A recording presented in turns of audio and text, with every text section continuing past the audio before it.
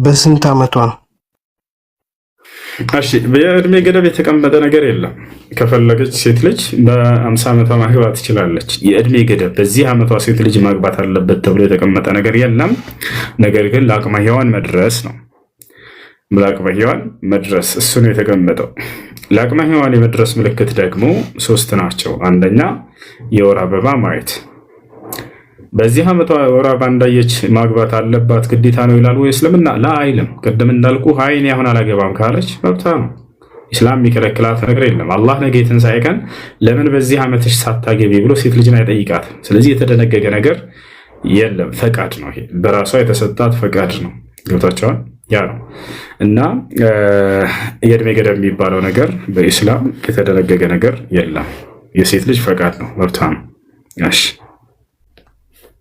እሺ እየሰገደ የሚያጭበረብር የሚሰርቅስ ሙስሊም ሆኖ ለእሱም ንስሐ በር ተቀምጦለታል። እንዲሁም ደግሞ ያንን የሰረቀው ገንዘብ ካለ ለባለቤቱ ይመልስ፣ ካልቻለ ደግሞ ያን ባለቤት ይቅርታ ይጠይቀው። ገብቷል? ያ ነው። ያንን ሰው አግኝቶ ይቅርታ መጠየቅ ካልቻለ እስከሞተበት፣ ለምሳሌ ገንዘቡን ሰርቆት ሰውዬ ለዚያ ሰውዬ ቤተሰቦች ሄዶ ያን የሰረቀውን ገንዘብ ይስጣቸው። የእነዚያንም ቤተሰቦችን የሚያውቅ እስከሆነ ከተባለ ለድሃዎች ምጽዋት ያድርገው። ያንን ገንዘብ ወደ አምላክ ወደ አላህ ንስሐ ያድርግ። በዚህ መንገድ ከኃጢአቱ ንጹህ የሚሆንበትን መንገድ ኢስላም አስተምሯል። ንስሐ ሳይገባ በጣም ጥሩ። ንስሐ ሳይገባ ቢሞት ከተባለ አላህ ስብሐነሁ ወተዓላ ነገ የፍርዱ ቀን ወይ ይህን ሰው ይምርለታል ወይንም ደግሞ በዚች በኃጢአቱ ልክ ብቻ ይጠየቃል። ነገር ግን ያ ሰው ዳኝ ነው፣ ምክንያቱም አማኝ ነው፣ ሙስሊም ነው። እነዚያ በኃጢአቱ ምክንያት ኢንሻአ ገፈረ ለህ ወኢንሻአ ዐዘበሁ ቢቀድሪ ማ ዐንደሁ ሚነ ዙኑብ ሱመ ይድኺሉሁ አላህ ስብሐነሁ ወተዓላ ኢለል ጀነህ ሊአነ መዓለል ሙስሊም አልጀና እና በዚያ በኃጢአቱ ልክ ብቻ ይጠይቃል። ወይ አላህ ስብሐነሁ ወተዓላ ይቅር ይልለታል ወይንም ደግሞ በዚያው በኃጢአቱ ልክ ብቻ ነው የሚጠየቀው ማለት ነው። እሺ ገብቶኛል። አሁን እኮ ይሄንንም እኮ ኦርቶዶክስ ክርስቲያን ያደርጉታል። ይሄንንም እናነጻጽረው። አይ ማነጻጸር ሳይሆን ይሄንን ስራ የሚያደርግ የለም ነው እንደዛ። ስላነጻጸርክ ላነጻጽር አይ ማነጻጸር አይደለም። እኔ አሁን ሁለቱም ልክ ላይሆን ይችላል እኮ ላ ይሄ ትክክል እንደሆነ ማስረጃ እየሰጠሁ ነው። አሁን ክርስትናን እናነጻጸር ከተባለ ገነት ይገባሉ አይገቡም የሚል ማየት ይችላል። ፈጣሪ ሁሉን ቻይ ስለሆነ የኛን አጽያውን በዲስፕሌይ ቢያሳይ ኖሮ ገነት ከሰረቀ ሰው በላይ ሊሆን ይችል ነበር። ለአምላክ አላህ ስብሐነሁ ወተዓላ ሰዎችን ኃጢአታቸውን የሚቀር የሚልባቸውን መንገድ አስቀምጦላቸዋል። ንስሐ የሚባል ነገር አለ። ያን ሳያደርግ የሞተን ሰው በተመለከተ ደግሞ ለእርሱም ሊምርለት እንደሚችል ቃል ገብቷል። ከፈለግኩ ምርለታለሁ የሚል ቃል ንግግር ተናግሯል። ኢነላህ ላ የግፊሩ ማ ዩሽረከ ቢሂ ወየግፊሩ ማ ዱነ ዛሊከ ሊመን የሻእ፣ ከክህደት ውጭ ያለውን ለፈለግኩት ሰው እምርለታለሁ እያለ ተናግሯል። እንዳውም ብድር እያለበት ሰውየው ያንን የሰው ገንዘብ ወስዶ ከሆነ ንስሐ ካደረገ አቅሙን መመለስ ካልቻለ ይሄ ሰውዬ ነገ የትንሣኤ ቀን ለዚህ ሰውዬ እንደሚምርለት ነው የሚያሳየው። ምክንያቱም ይህ ሰው ካደረገው ኃጢአት ንስሐ አድርጓልና። ገብታችኋል? ልክ እንዲሁ ሌሎች ወንጀሎችንም በተመለከተ ደግሞ ለአላህ ስብሐነሁ ወተዓላ ለፈለገለት ይምርለታል፣ ለፈለገለት ይቀጠዋል ሲባል ጊዜ ምን ማለት ነው? ያ ሰው ኃጢአትን ሊያደርግ ይችላል። ንስሐ ሳያደርግ የሞተን ሰው አስመልክቶ ልንገራ ሌላ ተጨማሪ እውቀት። ለምሳሌ ሰውዬ ወንጀል አደረገ፣ ንስሐ ካደረገ ይማርለታል። ምንም ከኃጢአት ንጹህ ይሆናል ሰውዬው። ገብታችኋል አይደለ? አላህ ቃል በቃል በቁርአን ላይ ተናግሯል። ወኢኒ ለገፋሩን ሊመን ታበ ብሎ ተናግሯል። እኔ ወደ እኔ ንስሐ ላደረገ ሰው እኔ ይቅርለታለሁ ብሎ ተናግሯል። እሺ ንስሐ ሳያደርግ የሞተንስ? ንስሐ ሳያደርግ የሞተን ሰው በተመለከተ አማኝ ሆኖ ሰውየው ኃጢአትን አድርጎ ንስሐ ሳያደርግ የሞተን ሰው ከፈለኩኝ በዚያቸው በኃጢአት ልክ ብቻ ቀጠዋለሁ አለ አላህ። ከፈለኩኝ ደግሞ እምርለታለሁ አለ። ከፈለኩኝ ማለት ምን ማለት ነው? ለማን ነው የሚፈልገው? የማይፈልገው ስለማን ነው? ይሄንንም እንመልከተው። ይህም ምን ማለት ነው? ኃጢአትን የሚያደርግ ለሁለት ይከፈላል። አንደኛ ኃጢአትነቱን አውቆ ያንን ኃጢአት በገሃድ የማያወራ ያንን ግን ያፍራል፣ ያንን ለሰዎች አይናገርም። ሁለተኛው ደግሞ ያንን ኃጢአት ልክ ትልቅ ስራና ጀብዱ እንደሰራ ለሰዎች የሚያወራ ሰው። ሁለቱም ንስሐ ሳያደርጉ ሞተዋል እንበል። ታዲያ ለየትኛው ነው የሚምርለት አላህ ሱብሓነሁ ወተዓላ? ለየትኛው ነው?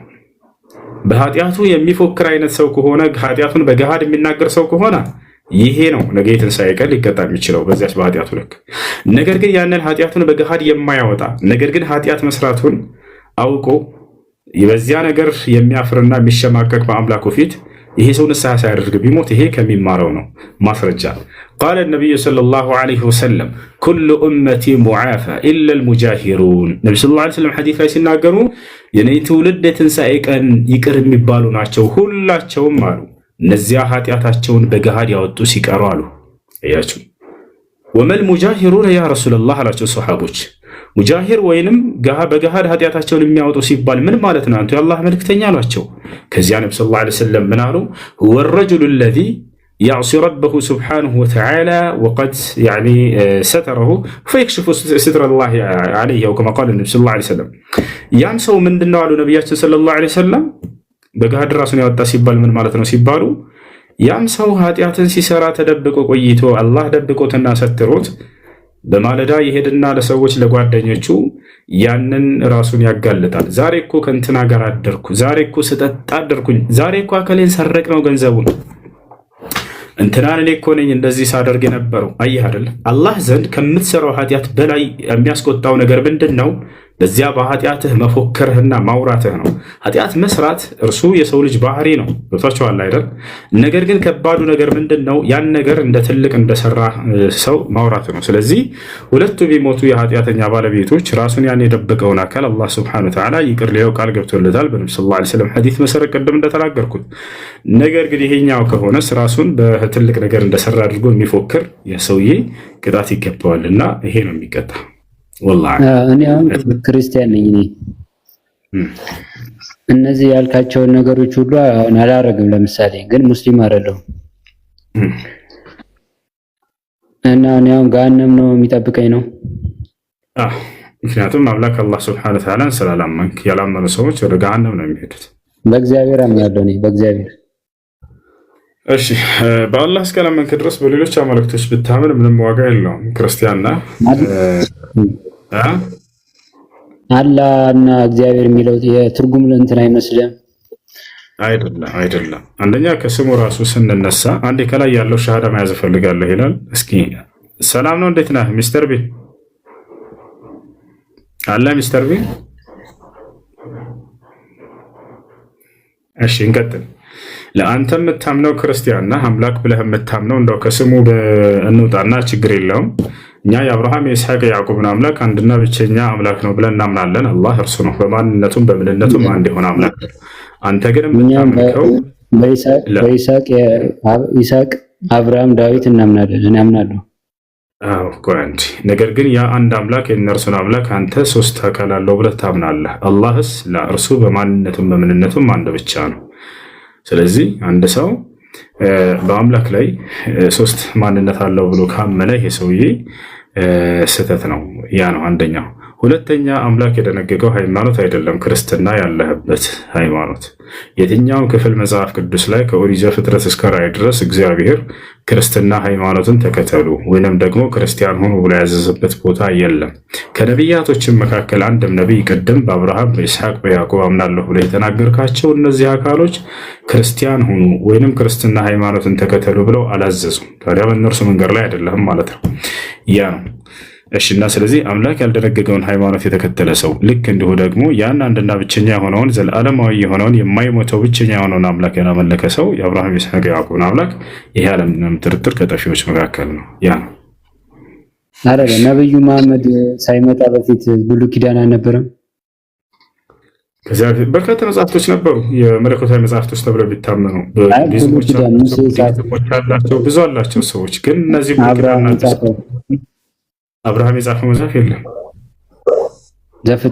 ዘፍጥረት ዘጸአት ለአብርሃም አልጻፈም። ማን እንደጻፋቸው አይታወቅም። ሙሴ ነው የጻፋቸው ይላሉ። ነገር ግን ሊቃውንቶቻቸው ሲናገሩ ማን እንደጻፋቸው ራሱ አይታወቁም። እነዚህ መጽሐፍቶች ከጊዜ በኋላ ሰዎች ናቸው ተነስተው ከነብረ የጻፏቸው። እሺ መሐመድ ሳይመጣ በፊት መጽሐፉ ካልነበረ ኢየሱስ አሁን እኛ ይቀበላል፣ ክርስቲያን ይቀበላል እኮ። ነብዩ መሐመድ ቁርአን ላይ ለምን ይጠቅሳል ተመሳሳይ ነገር? እሺ ልመልስልህ። እነዚህ መጽሐፍቶቻችሁ ላይ የሚገኙ እውነታዎች በቀደሙት ዘመናት ነቢያቶቻችን ተናግረዋቸው የነበሩ እውነታዎች ናቸው።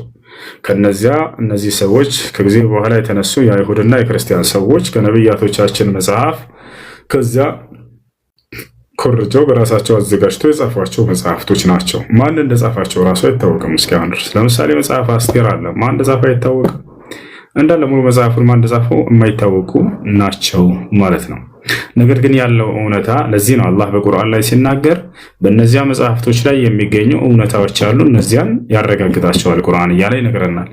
ለምሳሌ ሙሴ የሚባልን አካል እንዳስነሳ አላህ እንዲሁ የሃሩን ወንድሙ እንደነበርና እርሱን እንዳስነሳለት ነብዩ አድርጎ ከእርሱ ጎን ልክ እንዲሁ ደግሞ ከፈርዖን ነፃ አውጥቷቸው ባህሩን አሻግሯቸው ከፍሎላቸው ባህሩን ወደ ፍልስጤም ምድር እንዳመጣቸው አብርሃም፣ ይስሐቅ፣ ያዕቆብ የሚባሉ ጻድቆች እንደነበሩ ማርያም የምትባል ጻድቅ ሴት ንጽሕት ሴት እንደነበረች ልክ እንዲሁ ከእርሷ ያለ ወንድ ዘር ፈሳሽ ከሴት ብቻ የተፈጠረ የሆነ ኢየሱስ ክርስቶስ የሚባል እንዳለ እርሱ ከእስራኤል ነቢያቶች መካከል አንዱ ነቢይ እንደሆነ እርሱ ሙታንን ሲያስነሳ እንደነበረ በአምላኩ ፍቃድ ማየት የተሳናቸውን አይናቸውን ያበራ እንደነበር ለምጽ ያለባቸውን ከለምጻቸው ይፈውስ እንደነበር እነዚህ ሁሉ እንዳለ ያሉ ታሪኮች ያጸድቃቸዋል። ሌሎቹ ደግሞ ሐሰት ናቸው ብሎ ይገለጻቸዋል በመጽሐፋቸው ውስጥ የሚገኙ።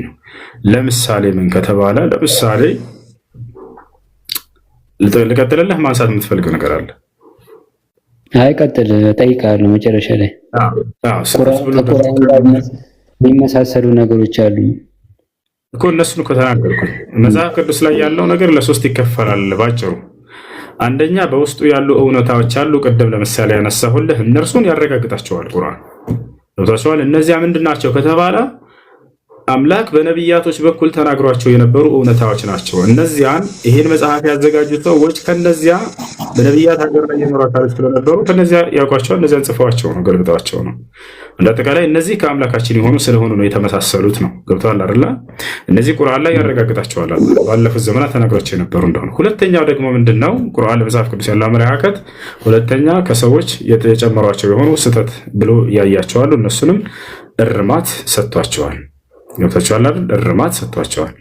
ሶስተኛው ምንድነው ደግሞ ቁርአንም ሆነ በሐዲስ ላይ እርማትም ሆነ ማረጋገጥም ያልተሰጣቸው ዝም ተብለው የታለፉ ነገራቶች አሉ። እነዚያን ደግሞ ዝም ብለን እናልፋለን። ገብታችኋል? ያ ነው እና እርማት ከሰጣቸው መካከል ለምሳሌ ነቢዩላህ ሃሩን አለይሂ ሰላም የሙሳ ወንድም ወይንም የሙሴ ወንድም እስራኤላውያኖች ከግብፅ በሙሳ አማካኝነት ነፃ በወጡ ጊዜ ሙሴ ከአምላኩ ከአላህ ሱብሓነሁ ወተዓላ ጋር ለመነጋገር በሲና ተራራ በሄደ ጊዜ ለእስራኤላውያኖች አምላክ የሰራላቸው ወይንም አምላክ ብለው አምላክ ስራልን አሉት። ከፊታቸው የሚሄድ ወይፈን ወይንም ጥጃ የሰራላቸው ማን ነበር? ቮርቴክስ መጽሐፍ ቅዱስ ሃሩን ነው። አያችሁ አይደል? ሃሩን ነው የሰራው ይለናል። ይህንን አላህ ቁርአን ላይ አረመው። በፍጹም እኔ የላኩት ያ ነብይ ሃሩን ይህን አልሰራም ማለት። ታዲያ ማን እንደሆነ ገለጸ። ሳሚሪ የተባለ ሰው ነው የሰራላቸው አለ። አምላክ ነብይ አድርጎ ያስነሳውን አካል እንዴት ነው እንደገና አምላኩን ማስመለክ ትቶ ይህንን ጣዖት ሰርቶ ጭራሽ ምን አለ? መጽሐፍ ቅዱስ ላይ ሲናገር እስራኤላውያኖች ሰብሰብ ባሉና ወደ ሃሩን ምን አሉት? አንተ ሃሩን ሆይ አሉት፣ በፊታችን የሚሄድ አምላክ ስራልን አሉት። ሃሩን ምንም አልተቃወማቸውም እንደ መጽሐፍ ቅዱስ። አይ አንዱን አምላክ ነው ማምለክ ያለባችሁ፣ ከእርሱ ውጭ ሌላ ማለክት እንድሰራላችሁ አትጠይቁኝ ምናምን ወፍ አላለም። ታዲያስ ምን አለ ሃሩን? ተስማማሻለና ወርቅና ብር አምጡልኝ አላቸው። ከዚያ እስራኤላውያኖች ስብስብ አድርገው አመጡለት። ከዚያስ አቀለጠውና ያንን በፊታቸው የሚሄድ ወይፈን ወይንም ጥጃ አድርጎ ሰራላቸው። ከዚያስ ሃሩን ምን አለ? የእስራኤል ሕዝብ ሆይ ከግብፅ ሀገር ነፃ ያወጣህ አምላክህ ይሄ ነው እንኩ ብሎ ሰጣቸው። ያንንም እያመለኩ ሙሴን ጠበቁት። ሙሴ ደግሞ ፈጣሪ ምን ሰጠው? ትእዛዝ ይዞ መጣ። ሙሴ ወደ እሱ ልመጣ ነው። ቆይ አንዴ ሃሩን እንጨርስ። ስለዚህ የቁርአን ካረማቸው ስህተቶች መካከል አንደኛው ይሄ ነው ልልህ ነው። አላህ ሱብሓነሁ ወተዓላ ይሄን ታሪክ ታዲያ ሱራ ጣሃ ላይ ግልጽ አደረገው። ግልጽ አደረገው። ምን አደረገ ከተባለ አምላካችን አላህ ሱብሓነሁ ወተዓላ በፍጹም ያን ጣዖት የሰራው ማን ነው? ሳሚሪ ነው አለ። ፈአضلهم الሳሚሪ ሳሚሪ የተባለ ሰውም አሳታቸው ወይፈኑን ሰርቶ فأخرج لهم عجلا جسدا له خوار قالوا هذا إلهكم وإله موسى فنسي ወይፈንን ጥጃን ሰራላቸው። ማን ነው? ሳሚሪ የተባለው ሰውዬ هذا إلهكم ይሄ ነው አምላካችሁ አላቸው ይላል መጽሐፍ ቅዱስ ላይ። ምን አለ? ሃሩን ራሱ ጥጃውን ሰራና ይሄ ነው አምላካችሁ አላቸው ይላል። በሃሩን ላይ ለጠፈበት። አላህ ታዲያ ነብያቶችን አነጻቸው። ገብቷችኋል አይደል? በፍጹም የሃሩን ይሄን አልሰራም አለና ሌላ ሰው እንደሆነ ተናገረ። ከዛ በኋላ ሙሴ ለማለት ጀምረህ ነበርሽ፣ ቀጥልሽ። ሙሴ ህግ ይዞ መጣ። ህዝብን እንደዚህ እያጠፋ ነው ምናምን ብሎ ህግ ይዞ መጣ። 12 አትግደል፣ አታመንዝር ምናምን። እሺ ግን የሰው ልጆች ይህንን ሊያደርጉ አልቻሉም ነው። በዚህ ዘመንም ይህ ህግ አልፏል። ለምሳሌ ኢየሱስ የመጣበት ምክንያት እሱ ነው። የሰው ልጅ ሰግዶ ያን ህግ ሊሽር ነው የመጣው ኢየሱስ። የነቢያቶችን ህግ እኔ ነቢያትን ህግና ስርዓት ልሽር አልመጣሁም ላጸድቅ እንጂ ብሎ ተናግሯል ኢየሱስ።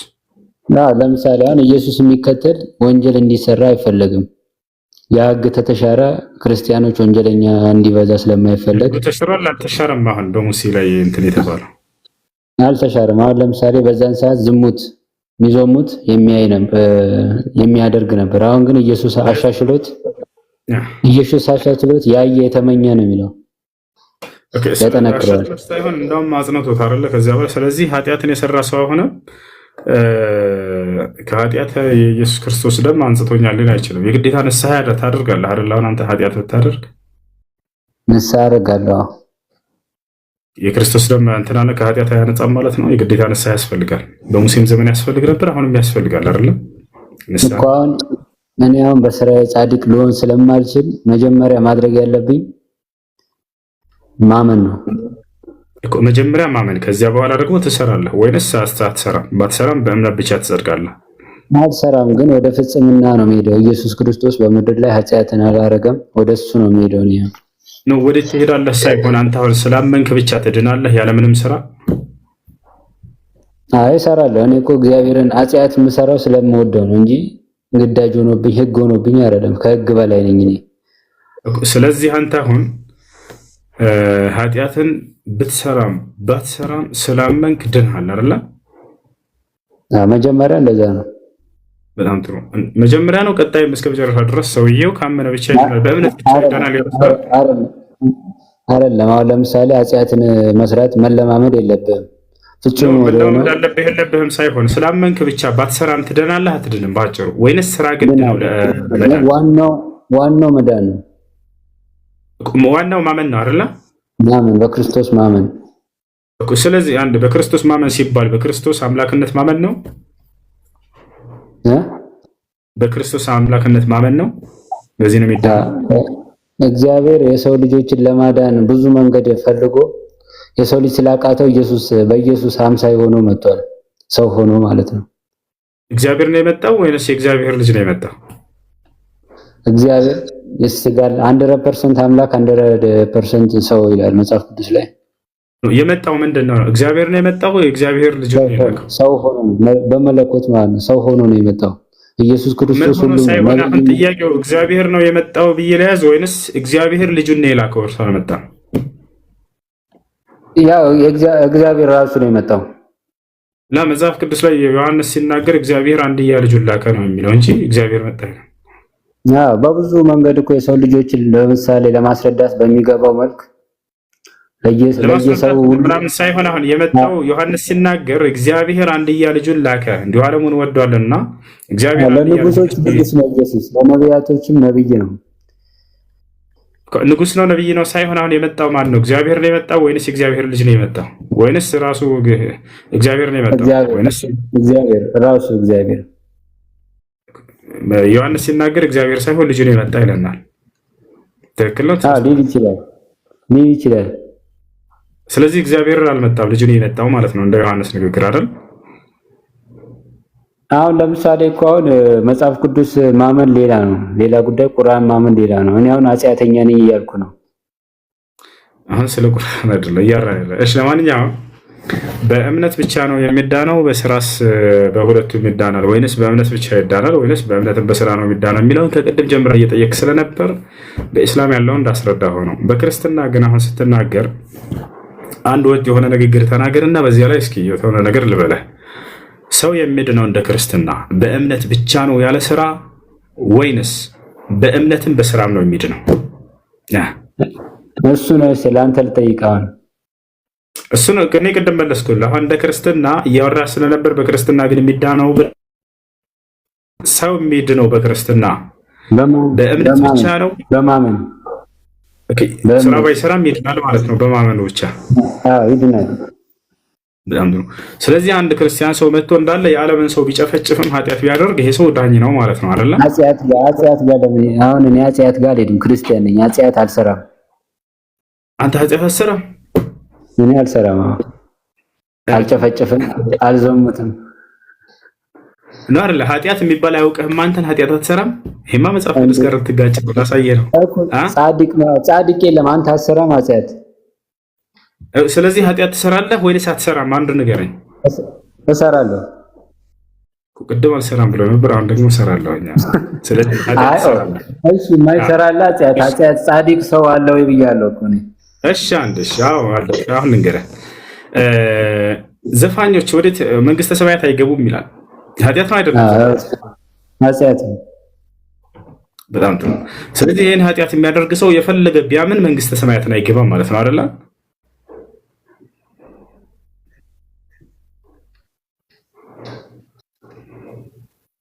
ንስሐ የሚባል ነገር አለ። ስለዚህ የክርስቶስ ደም ሊያነጻ አይችልም። የግዴታ ከኃጢአት ሁሉ ንስሐ ያስፈልጋል ማለት ነው አይደለ? ክርስቲያን ሆኖ ዘፋኝ የለማ። ዳዊት ራሱ ይዘፍን ነበር እና ላሳየህ። ነቢዩ ዳዊት ይዘፍን ነበር። ክርስቲያን ሆኖ የሚዘፍን የለም። ነቢያቶች እኔም እኮ እጸጽ አውጣለሁ ከቁርአን እንደዚህ ከመጽሐፍ ቅዱስ እጸጽ ማውጣት ይችላል። ችግር የለውም። ክርስቲያን አይዘፍንም ስላልከኝ አይደለም። ክርስቲያን ነቢያቶች ናቸው ብላቸው የምታስቧቸው መጽሐፍ ቅዱስ ላይ ዘፋኞች ነበሩ። ነቢያቶች ጋር ናቸው ማለት ነው። ሙሴ ራሱ ኃጢአተኛ ነበር ይላል። ያውና መጽሐፈ ሳሙኤል ካለ ምዕራፍ 6 ቁጥር 14 ዳዊትም በሙሉ ኃይሉ በእግዚአብሔር ፊት ይዘፍን ነበር አለ። ያ ሰላም ይዘፍን ነበር። ለማን ነው የሚዘፍነው? ለእግዚአብሔር ነው የሚዘፍነው? አይዘምር ነበር ለማለት ይሆናል። አረ ይሆናል አይደል? ይዘፍን ነበር እያለ ቃል በቃል አሁን ነቢያቶች ራሱ የጀሃነም እንደሆኑ ተመልከቱ። አስተግፍሩላህ። እኔ ይሄን የምናገረው መጽሐፉ ላይ ስላለ እንጂ እኔ ነቢያቶች የገነት ናቸው ብለን ነው የምናምነው። ኢስላም ቃል በቃል ነቢያቶች የገነት ሙሴ ራሱ ዳዊት መጽሐፍ ቅዱስ ላይ ኃጢአተኛ እንደሆነ ይናገራል። ማንም ጻድቅ የለም የሰው ዘር። አንዴ ዘፋኞች ወዴት እንደሚሄዱ መጽሐፍ ቅዱስ ሲናገር ምን ይላል? ያውና ቅድም ነብዩ ዳዊት ዘፋኝ እንደሆነ አይታችኋል። ኃጢአተኞች ይሰራሉ። አንዴ ቆይ። ስለዚህ ዘፋኝ መንግስተ ሰማያትን አይገባም። ያው ወደ ገላትያ ሰዎች ምዕራፍ 5 ቁጥር 21 የመጨረሻውን ተመልከቱት። መለያየት፣ መናፍቅነት፣ ምቀኝነት፣ መግደል፣ ስካር ወይም ዘፋኝነት ይህንም የሚመስል ነው። አስቀድሜም እንዳልኩኝ እንደዚህ ያሉትን የሚያደርግ የእግዚአብሔርን መንግስት አይወርሱም አለ። ያ ሰላም ዘፋኞች። ስለዚህ ኃጢአትን የሚያደርግ ሰው ዳዊት አሁን አማኝ ነው አይደለ? በእምነቱ ይድናል ላ አይደለም? የኃጢአት ካደረገ መንግስተ ሰማያትን አይገባም አይደለም እያለ ነው መጽሐፍ። በጣም ይገርማል። እሺ ሰዎችን ደንቆሮ የሚል ሰው ፍርዱ የገሃነም ነው ይለናል መጽሐፍ ቅዱስ። ቮርቴክስ ምን ትላለህ ይሄን ነገር? መጽሐፍ ቅዱስ ላይ እኮ ከክርስቶስ ጋር አብሮ የተሰቀለው ራሱ ወንጀለኛ ነበር። እሺ ወንጀሉ ምንድን ነው? ክርስቶስን መሳደቡ አይደለ? ከሁለት ከቀኝና ከግራ ያሉት ሰድበውታል አይደለ? ኢየሱስን ሁለቱም ናቸው የሰደቡት ወይንስ አንዱ ነው የሰደቡት? አንተ እውነትም የእግዚአብሔር ልጅ ነህ ምናምን ብሎ እንትን ሲለው አንተ ከኔ ጋር መንግስተ ሰማይ ትገባለህ ምናምን አለው። በስራ እንዳልሆነ እዛች ጋር አሁን ጥያቄው ምን መሰለህ? ያ ራሱ ውሸት እንደሆነ ላስረዳህ ነው። ኢየሱስ ክርስቶስ ሲሰቀል ከቀኝና ከግራው ሁለት ሰዎች ተሰቅለዋል አብሮት አይደለ? እንደ መጽሐፍ ቅዱስ ልክ ነኝ? ወንጀለኞች ሁለቱም ሰድበውታል። ሲሰድቡት ነበር። ሁለቱም ሰድበውታል ወይንስ አንዱ ነበር ሲሰድበው የነበረው ሲነቅፈው የነበረው? አንዱ አመነ፣ አንዱ ደግሞ እየነቀፈው ነበር። አላመነም። በጣም ጥሩ። ነገር ግን መጽሐፍ ቅዱስ ይጋጫል እርስ በራሱ። አንደኛ ቦታ ላይ ሁለቱም ሲሰድቡት ነበር ይለናል። ማቴዎስ መጣና ሁለቱም ይሰድቡት ነበር አለ። ሉቃስ መጣና አንድ ነበር ሲሰድበው የነበረው አለ። አንተ ፍርድ ቤት ቆመህ ፍርድ ምስክር ለመስጠት ዳኛው ፊት ቆምክና ዘለቀና ሸጊት የሚባል ባልና ሚስት ተጣልተው አንተ ምስክር ነኝ ብለህ ተጠራህ። አንተ ልትመሰክር ሄድክ በሆነ ጉዳይ ላይ። የፍርድ ቤቱ ዳኛ መስክር እስኪ ልስማ አለ። ስትናገር ሁለት አይነት ንግግር ተናገርክበት። ምንድነው የሚለው የፍርድ ቤቱ ዳኛ? መጀመሪያ ከራስህ ጋር ተስማማ፣ ሂድ፣ ውጣ፣ አንተ ለፍርድ ብቁ አይደለህም ብሎ ነው የሚያስወጣ አይደለ? ምክንያቱም የተለያየ ንግግር ስለነገርከው። ስለዚህ መጽሐፍ ቅዱስ ላይ ያለው ነገር እንደዚያ ነው።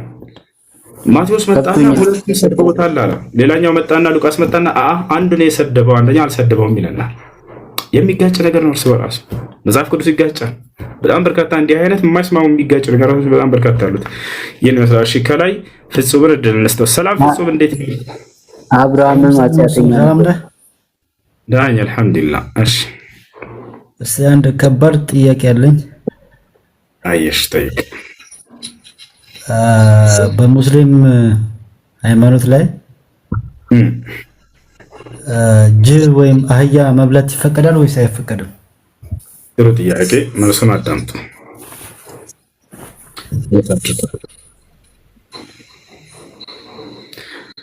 እሺ ጅብ መብላትና አህያ መብላት በእስልምና ሃይማኖት ጅቡ መበላቱ ተትቶ መብላቱን በተወን። አሁን ወደ መልሱ እንሄድ። ከምን እንጀምር? ከጅቡን ጀምር ወይንስ ከአህያው? ከጅቡን ጀምር። እሺ ለመሆኑ ጅብ መብላት ይቻላል አይቻልም? በዑለሞች መካከል ኺላፍ አለው። ግማሽ ዑለሞች ይቻላል ያሉ አሉ፣ ሌሎች አይቻልም ያሉ አሉ። ስለዚህ እንዴት ነው ትክክለኛ የትኛው ነው ማወቅ ብለን የምናውቀው? በምን መንገድ ነው ትክክለኛ መሆኑን የምናውቀው?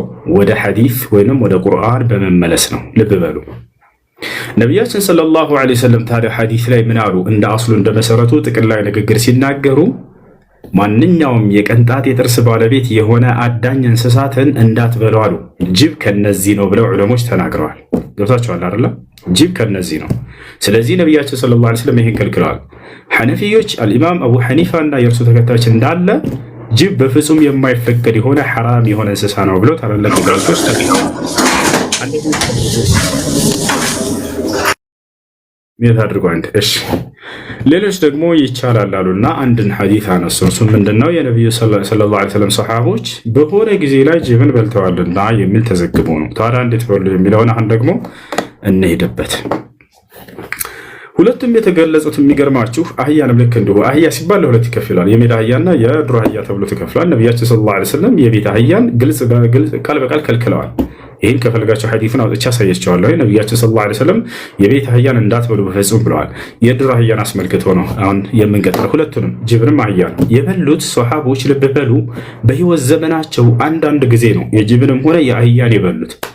የተፈቀደና የተደነገገ ነገር ቢሆን ኖሮ ልክ ፍየልና በግን እያደኑ እንደሚበሉት ሁሌ እያረዱ ይበሉ ነበር። ታዲያ የበሉት አንዲት ጊዜ ነች። ነቢ ሰለላሁ ዐለይሂ ወሰለም ብሉ ብለዋቸው ማለት ነው። ወይንም ሶሐቦች በሉ ተብሎ የተገለጸው ለምን በሉ ለምን በሉ ወደሚለው ስንመጣ ጊዜ እንደ እስልምና አስተምህሩ አሳማ ሐራም ነው አይደለም? ልጆች መልሱ። የአሳማ ስጋ መብላት ሐራም ነው አይደለም? ሐራም ነው። ነገር ግን ተርባችሁ በፊት ለፊታችሁ የአሳማ ስጋ እንጂ ሌላ ምንም አላገኛችሁም። ህይወታችሁ ልታልፍ ነው። በዚያን ጊዜ መብላት ይፈቀዳል አይፈቀድም? የአሳማ ስጋ ይፈቀዳል። ህይወትህን ለማትረፍ ያክል ብትበላ እንደ ኃጢአት አይቆጠርብህም አለ አላህ ሱብሓነሁ ወተዓላ። ገብታችኋል አይደለ? ታዲያ ያንን ያዝኩኝና የአሳማ ስጋ በእስልምና ይፈቀዳል ማለት ነው ብዬ መናገር እችላለሁ? ላ አይቻልም። ነገር ግን ምንድነው ሰውየው ህይወቱ ልትጠፋበት ከሆነ ያንን ነገር እንጂ ከፊቱ ካላገኘ የዛኔ ቢበላ እንደ ኃጢአት አይቆጠርበትም። ገብታችኋል አይደለ? ያ ነው ነቢዩ ሰለላሁ ዐለይሂ ወሰለም ሰሃቦቻቸው ልክ እንዲሁ እንዳውም በጂሃድ ጊዜ ነበሩ ያንን የአህያ ስጋን አስመልክቶ ማለት ነው። አህያ ሲባል የቤት አህያ ሳይሆን የዱር አህያን አስመልክቶ ያ እና ነቢያችን ሰለላሁ ዐለይሂ ወሰለም ያንን የፈቀዱላቸው በተቸገሩበት ጊዜ እንጂ ሌላ አይደለም ማለት ነው። ይህን ይመስላል። በተቸገረበት ጊዜ ሰውየው አይደለም እነዚህን በግልጽ ሐራም ነው ተብሎ የተገለጸ የአሳማ ስጋ ራሱ ሰውየው ቢያገኝ የዛን ቢበላ እንደ ኃጢአት አይቆጠርበትም ነው። ከዚህ አንጻር ነው የበሏቸው እነዚያ እንጂ እንደ አስሉ እንደ መሰረቱ ክልክል ነው። አህያ በቁርአን ላይ አላህ ሱብሓነሁ ወተዓላ ሲናገር ሱረት አነህል ላይ የሚበሉ እንስሳቶችን ገለጸ። ከዚያ በኋላ ደግሞ ለመጓጓዣ ብሎ ሌሎችን ገለጻቸው። ከዚያ እነዚያን የሚበሉት ላይ በፍጹም እና አህያን ምናምን አልጨመራቸውም። ነገር ግን መጓጓዣ የሚለው ላይ አህያን ለመጓጓዣ ነው የፈጠርኩላቸው ብሎ ቃል በቃል ተናግሯል። የቱ ጋር ከተባለ አላህ በሱረቱ ነህል ላይ ሲናገር ወልኸይለ ወልቢጋለ ወልሐሚረ ሊተርክቡሃ አለ። ፈረስን በቅሎን አህያን ልትጓጓዙባቸው ዘንድ ነው የፈጠርኩላችሁ አለ አላህ። አብዱላህ ብኑ አባስ የተባሉ ታላቁ የነቢ ሰለላሁ ዐለይሂ ወሰለም ሶሐባ ምን አለ? ቁርአንን ከማንም በላይ ትርጓሜውን እንዲያውቅ ነቢ ሰለላሁ ዐለይሂ ወሰለም ዱዓ ያደረጉለት ታላቁ የነብዩ ሰለላሁ ዐለይሂ ወሰለም ሱሐባ ይሄን የቁርአን አንቀጽ ሲፈታ ምን አለ?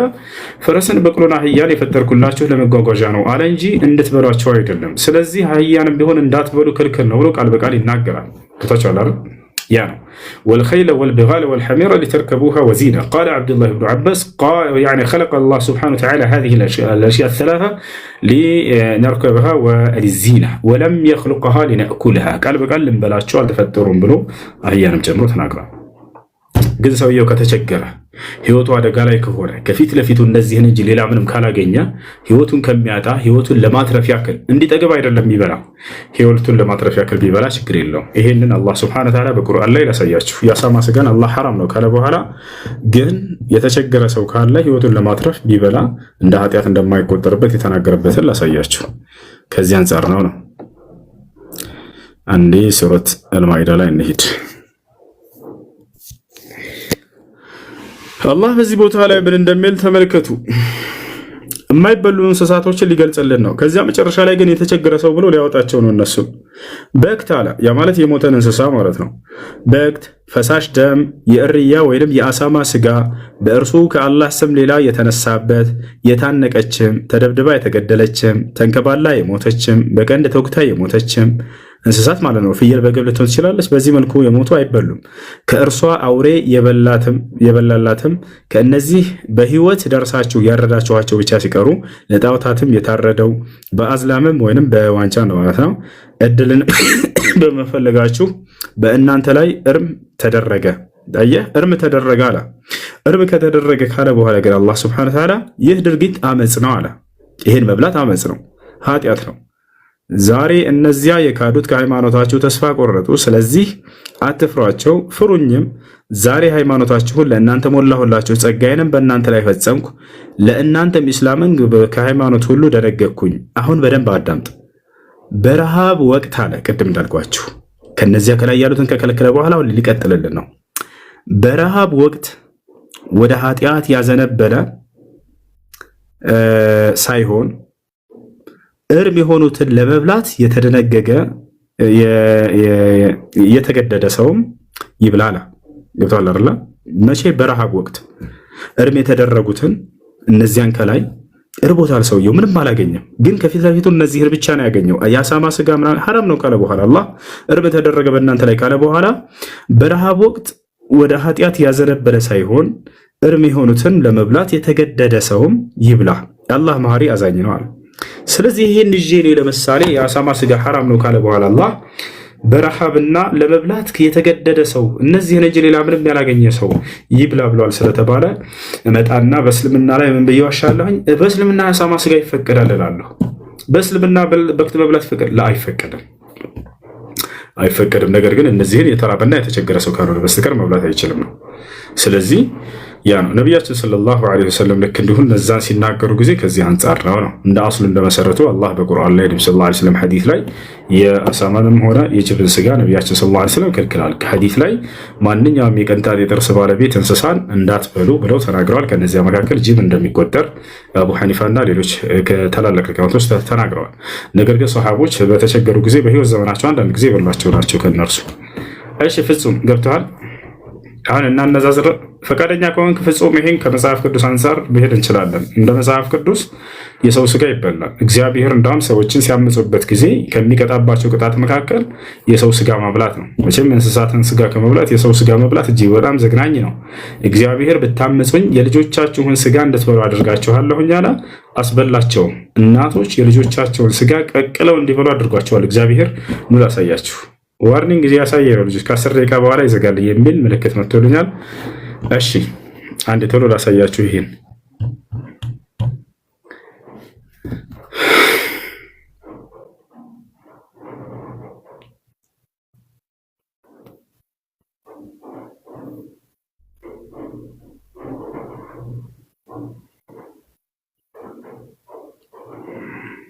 እሺ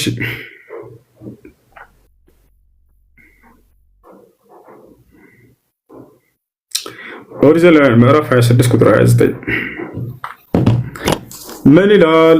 አንድ ወጥቼ እገባለሁ ይሄን ላሳያችሁና ያውና መጽሐፍ ቅዱስ ላይ ኦሪት ዘሌዋውያን ምዕራፍ 26 ቁጥር 29 ምን ይላል? ከ27 ጀምሬ ላንብብላችሁ። እስከዚህም ድረስ ባትሰሙኝ አለ እግዚአብሔር፣ በእንቢተኝነትም ብትሄዱብኝ አለ፣ ወይም በትዕቢተኝነትም ብትሄዱብኝ፣ ባትሰሙኝ ባትታዘዙኝ፣ እኔ ደግሞ በቁጣ እሄድባችኋለሁኝ፣ ስለ ኃጢአታችሁም 7 እጥፍ እቀጣችኋለሁ አለ። ምን እንደሚቀጣቸው ሲናገር ምን አለ? የወንዶች ልጆቻችሁንም ስጋ ትበላላችሁ፣ የሴቶች ልጆቻችሁንም ስጋ ትበላላችሁ አላቸው። እንግዲህ ሰዎች ካልሰሙትና ትዕቢተኛ ከሆኑበት ከሚቀጣባቸው ቅጣት መካከል አንደኛው ምንድን ነው? የልጆቻቸውን ስጋ እንድትበሉ አድርጋቸዋለሁ ማለት ነው። ታዲያ እግዚአብሔር የልጆቻቸውን ስጋ አስበልቷቸዋል ወይ? አዎ፣ ቅቅል፣ ለዚያውም ቅቅል ላሳያችሁ። ምን ይላል? ያውና መጽሐፈ ነገሥት ካልዕ ምዕራፍ 6 ቁጥር 29 ልጄንም ቀቅለን በላ ነው። እናት ነች እየተናገረች ያለችው። ልጄንም ቀቅለን በላ ነው። በማግስቱም እንድንበላው ልጅሽን አምጪ አልኳት፣ ልጇንም ሸሸገችው ብላ መለሰችለት ይላል። ስለዚህ እግዚአብሔር የሰው ስጋ እንደሚያስበላ ቃል በቃል ይናገራል። የትኛው ነው ዘግናኙ? የእንስሳት የአህያ ስጋ መብላት ወይንስ የሰው ስጋ መብላት? የሰው ስጋ በልተዋል። ይቺ እያወራች ያለችው ታሪኩን እንገራችሁ፣ ከላይ ጀምራችሁ ታነቡታላችሁ። እግዚአብሔር ከሚቀጣባቸው ቅጣት መካከል ካመፁት ረሃብ እንደሚለቅባቸውና ከዚያም ከመራባቸው የተነሳ ልጆቻቸውን እንደሚያስበላቸው ተናግሯል። ቅድም እንዳሳያችሁ ገብታችኋል አይደለ? ከመቸገራቸው የተነሳ ታዲያ እግዚአብሔር ቀጣቸው፣ ረሃብ ለቀቀባቸው። ከዚያስ በጣም ተራቡ። 2 እናቶች ጎረቤትና ጎረቤት ናቸው። እነዚህ 2 እናቶች መጡና ተስማሙ። ምን ተባባሉ? ዛሬ የኔ አንቺን ልጅ ቀቅለን እንብላውና ነገ ደግሞ የኔን ልጅ እንበላለን አለቻት አንዷ። እሺ ተባብለው ተስማሙና አንደኛዋ ልጇን አመጣች። አርደው ቀቅለው በሉ። ልጄንም ቀቅለን በላ ነው አለች። ከዚያ በኋላ በቀጣዩ ቀን ልጅሽን አምጪውና እንብላት፣ ትናንት የኔ ልጅ ስለበላን ስትላት ጊዜ ይችኛዋ በቃ ሸሸገችው። ልጇ አይ አላስበላም እኔ ልጄን በቃ አለች። ከዚያች ሴት ልትከስ ትመጣለች ወደ ንጉሱ ጋር መታች። ሴትዮ ትናንትና ልጅሽን አምጪ ቀቅለን እንብላው አለችኝ፣ በላ ነው። የአንቺን ልጅ ዛሬ አምጪ ስላት ደግሞ እምቢ አለችኝ፣ እባክህን ፍርድህን ስጠኝ እያለች ወደ ንጉሱ ጋር መታ እየተናገረች ነው። ቆላም በብላችሁ ከላይ ጀምሬ እንድትረዱት ምን ይላል? ቁጥር 26 ተመልከቱ። ይኸውና ከ25 ጀምሮ ያው ኃይለኛ ረሃብ እንደለቀቀባቸው እግዚአብሔር በሰማርያም ታላቅ ረሃብ ሆኖ ነበር አለ። እነሆም የአህያ ጭንቅላት ሁሉ ይበላል። ያው የአህያ ራስ ሁሉ እንዲበሉ አድርጓቸዋል እግዚአብሔር። የአህያ ራስ ዋጋው ሁሉ ተቀምጧል በ50 ብር፣ የእርግብም ኩስ የጎሞር 8ኛ የሚሆን በ5 ብር እስኪሸጥ ድረስ ከበቧት ይላል። የእስራኤልም ንጉሥ በቅጥር ላይ በተመላለሰ ጊዜ አንዲት ሴት ጌታዬ ንጉሥ ሆይ አለችው። እርዳኝ ብላ ወደ እርሱ ጮኸች። ሴትዮዋ መታ ወደ ንጉሡ እርዳኝ ብላ ጮኸች። እርሱም እግዚአብሔር ያረዳሽን እኔ እንዴት እረዳሻለሁ? ከአውድማው ወይንስ ከመጥመቂያው ነውን? አላት አለ እርሱ። ንጉሡም ምን ሆነሻል አላት። አሁን ሊጠይቃት ነው። ቅድም ያልኳቸውን አዳምጦ። እርሷም ይህች ሴት ዛሬ እንደንበላው ልጅሽን አምጪ፣ ነገም ልጄን እንበላለን አለችኝ። ልጄንም ቀቅለን በማግስቱም እንደንበላው ልጅሽን አምጪ አልኳት፣ ልጇንም ሸሸገችው ብላ መለሰችለት። አያችሁ አይደል? ማን ይሄን ያደረገው ታዲያ ከተባለ በራሳቸው ጥፋት ቢያደርጉ ችግር የለውም ነበር። ያ ማለት ራሳቸው አርደው ቢበሉ። ነገር ግን ችግሩ ምን መሰላችሁ? እግዚአብሔር እኔ ራሴ ልጆቻቸውን እንድትበሉ አድርግባቸዋለሁ ብሎ ዝቶባቸው ነበር ከላይ። ከዚያም እግዚአብሔር ቃሉን ፈጸመ። እናት ልጇን ቀቅላ አርዳ እንድትበላ አደረገ። ይህን ይመስላል። እሺ ልጆች 10 ደቂቃ ነው የሰጠን፣ ሊዘጋ ስለሆነ እንመለሳለን ኢንሻአላህ። በጣም ይገርማል። ይህን ሰምቼም አላውቅም። በጣም ገርሞኛል። በጣም ያ ነው። እመለሳለሁ ልጆች። ይሄ ብቻ አይደለም የሚገርማቸው፣ ሌላ ቦታ ላይ አንድ ቤት አድርገው ኢትዮጵያ አንድ ቤት አድርገው የሚገርማቸው ምንድነው? እግዚአብሔር በክት አትብሉ ይላል። በክት አትብሉ ምክንያቱም እናንተ የእስራኤል ሕዝብ ቅዱስ ሕዝብ ናችሁና አለ። ከዚያስ ነገር ግን ለድሃ ስጡት ይላል። ውጭ ላይ ለተቀመጠ ድሃ ግን ስጡት፣ ችግር የለውም። ሌላስ ለሌላ እንግዳ ከፈለጋቸውም ሽጡት ይላል። ተመልከቱ። ያም ፍትህ ነው። ይሄ ፍትህ ነው። አላህ በቁርአን ላይ በክትን እርም አድርጌያለሁኝ አለ። خلاص ነገር ግን ለድሃዎች ስጡ አይቻልም። ሽጠህ ብላ ያንን አይቻልም። እግዚአብሔር ምን እንዳለ ላሳያችሁ። በክት በእናንተ ላይ እርም ነው ምክንያቱም እናንተ ቅዱስ ሕዝብ ናችሁና አለና ለያቸው እስራኤላውያኖች። ከዚያስ ለድሃ ግን ውጭ ላይ ለተቀመጠ ድሃ ስጡት፣ ችግር የለውም ይላል። ኑ ላሳያችሁ። ያውና ኦሪት ዘዳግም ምዕራፍ 14 ቁጥር 21 አንተ ለአምላክህ ለእግዚአብሔር የተቀደሰ ሕዝብ ነህና የበከተውን ሁሉ አትብላ። ይበላው ዘንድ በአገርህ ደጅ ለተቀመጠ መጻተኛ ወይንም ድሃ ትሰጠዋለህ፣ ወይንም ለእንግዳ ትሸጠዋለህ አለ። ያ ሰላም የበከተ አትብላ፣ ምክንያቱም እናንተ ቅዱስ ሕዝቦች ናችሁና አለ። ከዚያ በኋላ ውጭ ላይ ለተቀመጠ ድሃ ግን ስጡት፣ ወይንም ደግሞ ለእንግዳ ሽጡት። ለማያውቀው ሰው አውጥተህ ትሸጣለህ። ይሄንን በክት አላህ ሙስተዓን ሳይገዘጋ እንዴ ልውጣና ለመለስ። ሰላም አለይኩም። እሺ ጥያቄ አለ ቀጥል። ጥያቄ አለ ቀጥል። የመጨረሻ ደግሞ ሱረቱል በቀራ ቁጥር 34 አይ ቲንክ 35 አካባቢ አላህ አዳምንና ሐዋን ይቅር እንዳለው ምን ቃል ሲሉ ነው ይቅር ያላቸው? እዛ ላይ አልተጠቀሰም። እሺ ሱረቱል አዕራፍ ላይ ታገኙታላችሁ። የተናገሩትን ቃል የተጠቀሰው በሱረቱል አዕራፍ ላይ ነው። የተናገሩት የነስሐ ቃል ቃለ ረበና ظለምና አንፉሰና ወኢን ለም ተግፊር ለና ወተርሐምና ለነኩነነ ሚነል ኻሲሪን የሚለው ነው። ጌታችን አላህ ሆይ ነፍሳችንን በድለናል፣ የማትምረንና የማታዝንልን ከሆንክ ከከሳሪዎቹ ሰዎች እንሆናለን ብለው የተናገሩበት። ቁጥሩን ፈልገሽ ነው ልስጥሽ? ቁጥሩን ፈልገሽ ነው ልስጥሽ? አዎ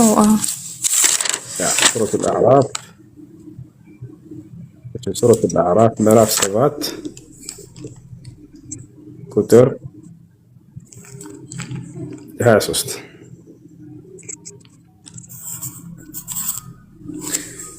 ጀዛኩሙላሁ ኸይራን አላህ ይጠብቅህ። የኔ ጥያቄ አንዳንድ ዳዒዎች እንደሚናገሩ በአረቦች ዘመን ሴት ልጅ ከነ ህይወቷ ትቀበር ነበር፣ ግን እስልምና ከመጣ በኋላ እንዳይሆን ተደርጓል ይላል። ግን እሺ ግን ምን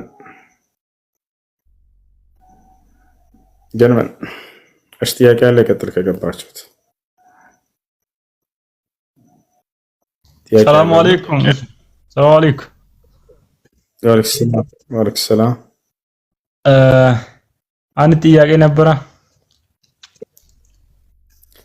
ምን ይላል ጥያቄው? አሁን ከጀማ ሰላት እንሰግዳለን መስጊድ ላይ ሁለት ቦታ አለ። መስጊድ ላይ እንሰግዳለን። ከተሰገደን በኋላ ጀማው መጀመሪያ ተስቢህ እናረጋለን። ከዛ በኋላ ኢማሙ ዱዓ ያረጋል። እኛ ደግሞ ከኋላ ሆነን አሜን ማለት ይቻላል?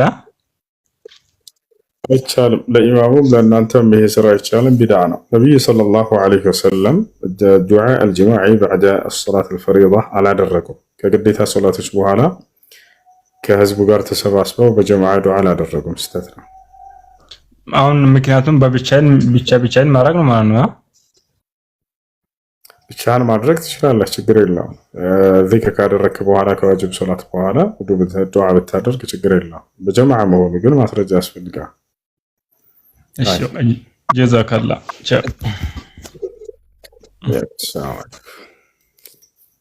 እሺ ወአለይኩም ሰላም ወራህመቱላህ። እሺ ሁሱ እንዴት ነው? ጥያቄ ነበረኝ። ጥያቄሽ ምንድን ነው? ጥያቄ ሙሳ አለይሂ ሰላም እና ሀሩን አለይሂ ሰላም፣ መርየም አለይሂ ሰላም፣ ሀሩን እና ሙሳ ለመርየም ወንድሞቿ ናቸው ወይ? ይህን ያልኩት ስለምንድን ነው? ሱረቱል ኢምራን ላይም የኢምራን ቤተሰቦች ላይ የሀሩንም የሙሳ አባታቸው ኢምራን ነው፣ የመርየም አለይሂ ሰላም አባቷ ኢምራን ነው። ሱረቱል መርየም ላይም ደግሞ ወደ አይሁዳውያን በሄደች ጊዜ ልጇን ይዛ ልጇን ኢሳ አለይሂ ሰላምን የአኽተ ሀሩን ያሉት ማለት ነው። እና እንዴት ነው የሀሩን እህት ሆይ ያሏት? በቁርአን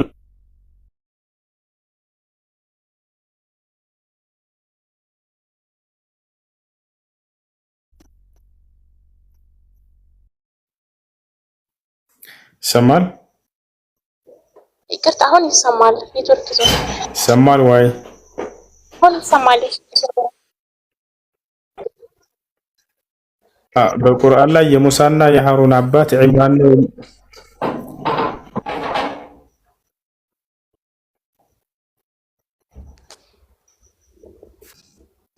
ኔትወርክ እኔ ጋር ነው ሁሱ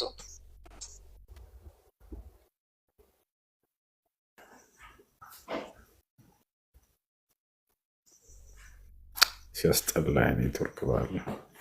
እሺ አሁን ይሰማል። ሰዎች አውራ በቁርአን ላይ የሙሳና የሃሩን አባት ዒምራን ነው የሚለው ሱራ አለ ዒምራን ላይ የቱ ጋር ነው ያገኘሽው? ነው ከቁርአን ላይ የኢምራን ቤተሰቦች ላይ በተጠቀሰው ላይ ነው የነሱ ስም ተጠቅሶ ያየሁትና ሌላው በታሪክ ላይ ነው። በታሪክ ላይ አባታቸው ኢምራን እንደሆነ ያየሁት ማለት ነው። ታሪክና ማስረጃ አይሆንም ስለ ነብያቶች ከሆነ በቁርአንና በሐዲስ ላይ ካለ አባታቸውን አላህ Subhanahu Wa Ta'ala ወይ ነብዩ ሰለላሁ ዐለይሂ ወሰለም ናቸው የሚናገሩት። ዒልም الغይብ ነው ይሄ። ታሪክ ላይ ስለተጻፈ ያ ማስረጃ ነው ማለት አይቻልም። ታሪኮች ከቁርአንና ከሐዲስ ጋር ተስማሚ ከሆነ ነው የምንቀበላቸው። እንዳጠቃላይ መርየም አለይሃ ሰላም በሙሳ ዘመን እንዳልነበረች ነብያችን ሰለላሁ ዐለይሂ ወሰለም ሐዲስ ላይ ተጠይቀዋል። ያ እኽተ ሃሩን የሚለው ላይ ከሆነ ጥያቄሽ ነብዩ ሰለላሁ ዐለይሂ ወሰለም ተጠይቀው መልሰዋል። እርሱ የስም መመሳሰል ነው ብለው ተናግረዋል። የስም መመሳሰል ነው። በዘመን በነብዩ ሰለላሁ ዐለይሂ ወሰለም ዘመን ያሉ ክርስቲያኖች እነርሱ እንትን ብለዋል፣ ጠይቀው ነበር። ያ እኽተ ሃሩን አንቺ የሃሩን እህት የሚለው የቁርአን አንቀጽ ጠየቁት። አቡ ዘር አልገፋሪ እንዳጋጣሚ ወደ የመን ሄዶ ሳለ የነጅራን ክርስቲያኖች ጠየቁት። የነጅራን ክርስቲያኖች ያ እኽተ ሃሩን ይላል ቁርአን ላይ፣ አንቺ የሃሩን እህት ይላታል ማርያምን። በሃሩንና በእርሷ መካከል ደግሞ ይሄን ያክል ዓመታት ሁሉ አለ። ታዲያ እንዴት ነው የእርሱ እህት ተብላ ልትገለጽ የቻለችው ተብለው ሲጠየቁ ጊዜ አቡ ዘር አልገፋሪ እንግዲህ ይሄን ጥያቄ ወደ ነብዩ ሰለላሁ ዐለይሂ ወሰለም ጋር መዲና ስመለስ ጠይቄ እነግራቸዋለሁ አለ። ከዛ ሄደና ጠየቃቸው። እንቱ የአላህ መልእክተኛ ሆይ የሃሩን እህት ይላል ቁርአን ላይ ብለው ክርስቲያኖች ጠየቁኝ። በእርሷና በሃሩን መካከል ደግሞ በጣም በርካታ ዓመታቶች አሉ። ስለዚህ ምን ይላሉ ብሎ ጠየቃቸው። እነሁም ካኑ ይሰሙን አውላደሁም ቢአስማእ አልአንቢያ ወሳሊሒን ቀብለሁም አሉ። ገብታችኋል አይደል? እነርሱ በቀደሙት ነቢያቶች ስሞቻቸውን ይሰይሙ ነበር ብለው ተናገሩ እና የስም መመሳሰል እንደሆነ ቃል በቃል ነቢያችን ሰለላሁ ዐለይሂ ወሰለም ተናግረዋል ማለት ነው። ይህ ነው። እሺ ሁለተኛ ጥያቄ መጠየቅ እችላለሁ? ይቻላል። እሺ ሁለተኛው ጥያቄ ደግሞ ኢማም እያሰገደ ሳለ እኛ ሴቶቹ ማለት ነው እና ሂፍዝ የምናውቀው ቦታ ከሆነ ኢማሙ የሚቀራው ከሱ ጋር አብሮ መቅራት ይቻላል? ከዛ ግን የሆነ ፓርት ላይ የምናውቀውን ያክል ካለፈ እዛ ቦታ ላይ ብናቆም ሰላት ወይስ ይበላል? ፋቲሃን ብቻ ተከትላችሁ ትቀራላችሁ። ከፋቲሃ በኋላ ያለውን አብራችሁ ታትቀሩ ታዳምጣላችሁ እንጂ ነቢያችን ሰለላሁ ዐለይሂ ወሰለም ሶላት በሚያሰግዱ ጊዜ ሱሐቦችን አብረዋቸው ይቀሩ ነበር። ለዐለኩም ተቅረኡነ ባዕዲ አልፋቲሃ ወማ ባዕደሃ አላቸው። ካሰላመቱ በኋላ ዘወር አሉና ሱሐቦችን ከእኔ በኋላ ፋቲሃን እና ከእርሱ በኋላ ያለውንም ቁርአን ስትቀሩ የሰማኋችሁ መሰለኝ አሏቸው። አዎ ብለው ተናገሩ ሱሐቦች። ፈቅረኡ ቢኡሚል ኪታብ ወላ ተቅረኡ ማ ባዕደሁ ብለው ተናገረው ከማ ቃለ ነብዩ ሰለላሁ ዐለይሂ ወሰለም ሱረቱል ፋቲሃን ችግር የለውም ከኔ በኋላ ቅሩ፣ ከዚያ በኋላ ያለውን ግን አትቅሩ አዳምጡ እንጂ ብለው ተናገሯቸው። ስለዚህ ከፋቲሃ በኋላ ያለውን አትቀሩን ታዳምጣላችሁ፣ ነገር ግን ፋቲሃን ከእርሱ በኋላ ትቀራላችሁ። አይ እሺ አመሰግናለሁኝ። እሺ ሶስተኛ ጥያቄ ልጠይቅ። ሶስተኛው ጥያቄ ደግሞ ምንድነው ፈጅርና አስር ላይ ሰላት ማለት ተወዳጅ ሰላቶች ተብሎ የሚጠቀሱት ላይ ይሄ ልክ ይሁን አልሆን አላውቅም። ፈጅርና አስር ሰላት ላይ ነው። ምክንያቱም መላእክቶች ቀን የነበሩት አስር ላይ ይወጣሉ፣ ፈጅር ማታ የነበሩት ፈጅር ላይ ይወጣሉ ይባላልና በዚህ ሰዓት የኛን ስራችን ነው ይዘው ወደ አላህ Subhanahu Wa Ta'ala የሚሄዱትና ምናልባት ሰዓት ይገደባል ወይ? ለምሳሌ ሳውዲ ሐረም ላይ ከሆነ ሐረምና ኢትዮጵያ ላይ ያለው አንድ አይደለምና የኛ አሁን 5 ደቂቃ 10 ደቂቃ አሳልፈን ኢባዳ በነሰራ ጥሩ ስራችን አይሄድም ወይ መሄድ አይችልም ወይ የሚለው ነገር ነው። በሰዓት ይገደባል ወይ ወይስ በየአካባቢው ነው? ይሄዳል በየቦታው። እነዚያ መላእክቶች ይሄንን ስራ ይሰራሉ። አላህ Subhanahu Wa Ta'ala ለመላእክቶች ከሰው ኃይል በላይ አቅም ሰጥቷቸዋል። አሁን አንቺ ያንን ግር ያለሽ ለምንድን ነው? ከሰው ጋር አለካክተሻቸው ነው። እኔ ለምሳሌ ኢትዮጵያ ከተገኘሁ በዚያ ቅጽበት ሳዑዲ አልገኝም። ገብቶሻል? ሳዑዲ ከተገኘሁኝ አሜሪካ አልገኝም በዚያ ሰዓት። መላእክቶችን ግን ከዚህ በላይ አቅም ሰጥቷቸዋል አላህ ነው። በዚህም እንደዛ ማለት አይደለም። ሰዓት ነው። ለምሳሌ 10 ላይ ይወጣሉ ስለተባለ ሰዓት አንድ አይደለም። የኢትዮጵያና የሳውዲ ለምሳሌ ለማለት ዱባይም አንድ አይደለም አይደለ?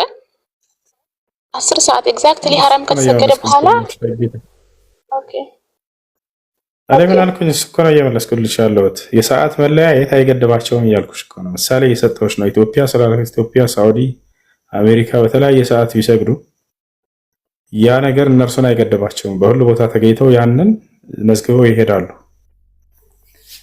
አይ እሺ ጀዛከላሁ ኸይረን ጨርሻለሁ። አይ በሌላ መሰለሽ በነኩል መውት የሰዎች ነፍስ የሚያወጣው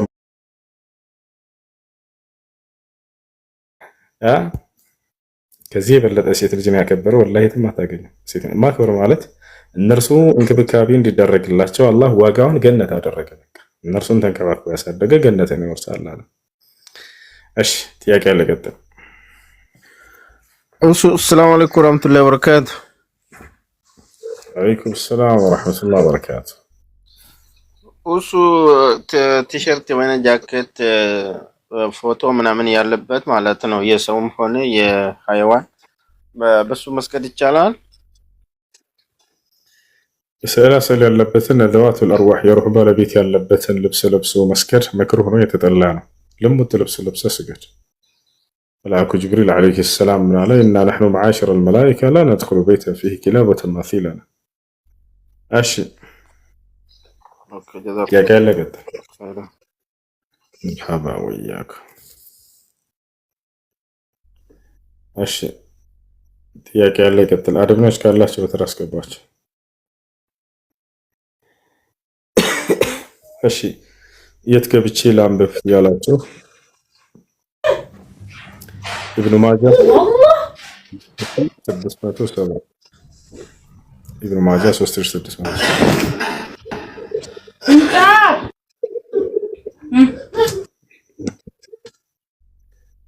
እሺ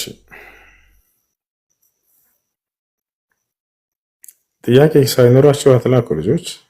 ሰላም አለይኩም ወራህመቱላሂ ወበረካቱ። ሙስዬ ሰላም ወበረካቱ። እንዴት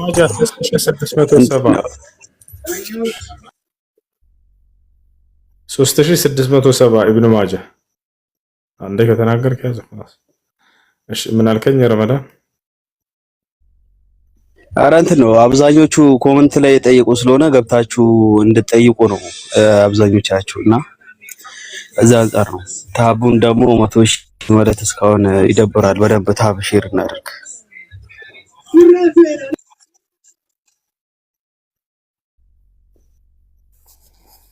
እሺ ኔትወርክ ምን አይነት ኔትወርክ ነው ባለው? እሱ ሸሪዓ ፍርድ ቤት ከፈታ በኋላ በስህተት ነው ያወረደሽ ነው የፈታሁሽ። ግልጽ አይደለም ማለት አስተካክል ጽሁፍሽ። ሰላም አለይኩም ወራህመቱላሂ ወበረካቱ።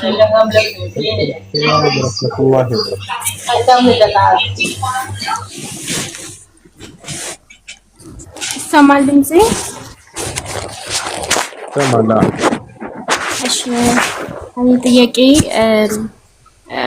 ከኒካ በፊት ግንኙነት የነበራቸው ሰዎች ከዛ ሳያውቁ ኒካ አሰሩ፣ አብረው ኖረው ብዙ አመታት ብዙ ልጆች ከወለዱ በኋላ ቢያውቁ እንዴት ነው ኒካቸውን የሚያድሱትስ? ልጆቻቸውስ እንዴት ነው በሸሪዓ የሚታዩት? አንድ ሀይድ ያክል ተለያይተው ኒካቸውን ማደስ ልጆቻቸው ናቸው። ባለማወቅ ስለሆነ ይሄን ነገር ያደረጉት።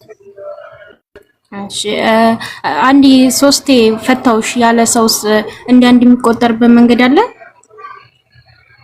በአንድ ቃል 3 ጊዜ ፈታሽ ከሆነ ያለው አንድ ኒካ ነው የሚወርደው።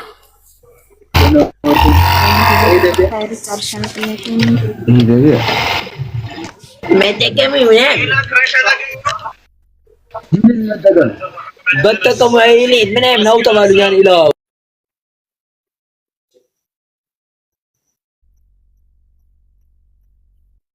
ይቅርታ ወንድም ግን ኒካቸውን ሲያድሱ የግድ ቤተሰብ ማወቅ አለበት? አባት ምናምን? አባት ነው ወኪል ሆኖ ኒካህን የሚደግመው የሚያስረው። ኦኬ እሺ ሽክራን።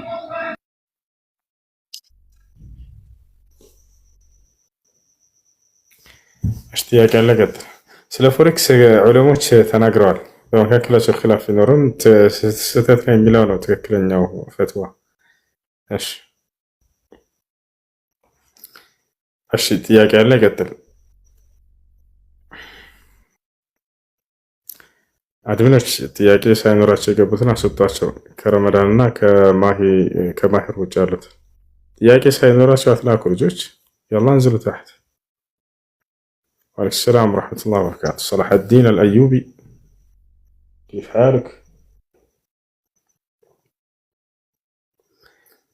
الحمد لله رب العالمين الرحمن الرحيم مالك يوم الدين إياك نعبد وإياك نستعين اهدنا الصراط المستقيم صراط الذين أنعمت عليهم غير المغضوب عليهم ولا الضالين.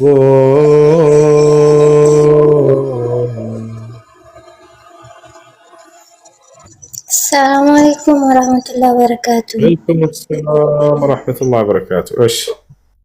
عندي ጥያቄ ነበረኝ።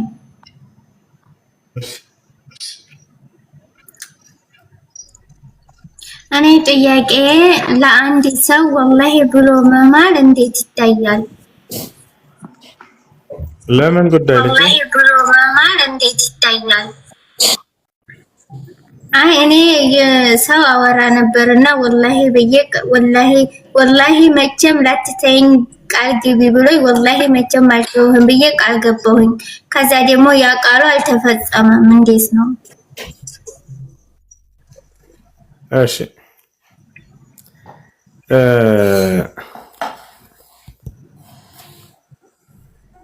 ወላሂ እንዲህ ላደርግ ብሎ ሰውየው ካላደረገ ከፋራ አለበት። ከፋራ ቅጣት አለበት።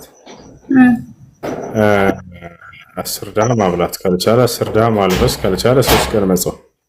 እሺ ደግሞ ጥያቄ እሱ ከኔ ታይሆን ከሱስ ከዛኛው ሰውዬ ከሆነ በዚሁ መሰረት አንድ ሰው በአላህ ስም ብሎ አደርጋለሁኝ ብሎ ሳያደርግ የቀረ ወይ አላደርግም ብሎ ያን ነገር ያደረገ ሰው በአላህ ስም ብሎ ከሆነ ከፋራ አለበት። ከአንቺም ሆነ ከሷም ከዘለቀም ሆነ ከሸጊቱ ከሁላቸውም። እሺ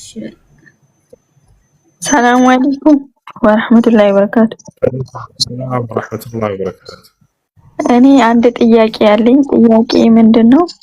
አንድ ሰው ውዱ ካደረገ በኋላ ዘፈን በአጋጣሚም ወይ ደግሞ አውቆ ካዳመጠ ውዱ ያጠፋል? አይጠፋም፣ ግን ዘፈን ማዳመጡ ሐራም ነው። ግን በማዳመጡ ሐራም ይሆናል እንጂ ውዱን የሚያጠፋ ነገር አይደለም።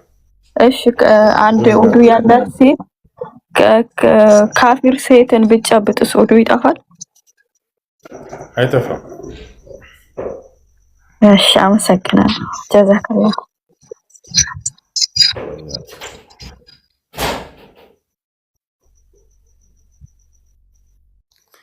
እሺ የወንድም ሐቅ አለብን እንዴ? ላ የለባችሁም። እሱ ነው ለእናንተ ሐቅ ያለበት ሴቶች። እሺ በጁምዓ ኹጥባና በተራዊህ ሶላት ላይ የሚደረገው ዱዓ አሚን ማለት ይቻላል ወይ? አዎ ይቻላል፣ ትችላላችሁ። ግን አሚን ስትሉ በጁምዓ ቀን ጊዜ ድምጻችሁን ከፍ እንዳታደርጉ፣ ከጎን ያለውን ሰው እንዳትረብሹ። በውስጣችሁ አሚን ማለት ትችላላችሁ ወይ ድምጻችሁን ዝቅ አድርጋችሁ። እሺ አድሚኖች ካላችሁ በተራ አስገባችሁ።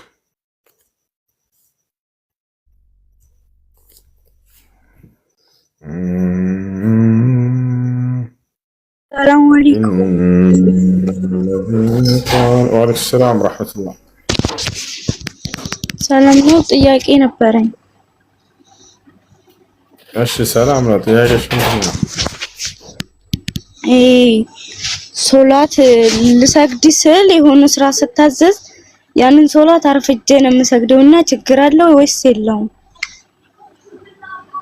ችግር አለው። ሶላትን ከጊዜው ማሳለፍ አይቻልም። ነቢያችን አላህ ሱብሓነሁ ወተዓላ በቁርአን ላይ ፈወይሉን ሊልሙሰሊን አለዚነ ሁም ዐን ሶላቲሂም ሳሁን ብሏል። ወየውላቸው ለእነዚያ ለሰጋጆች እነዚያ ከሶላታቸው የሚዘናጉ አለ። ፈኸለፈ ሚን ባዕድህም ኸልፉን አዳዑ ሰላት ወተበዑ ሸሀዋት ፈሰውፈ የልቀውነ ገያ። ከነቢያቶች በኋላም ተተኪዎች ተተኩ አማኝነን ብለው የሶላትን ጊዜውን የሚያጣብቡ ብሎ ተናገረ።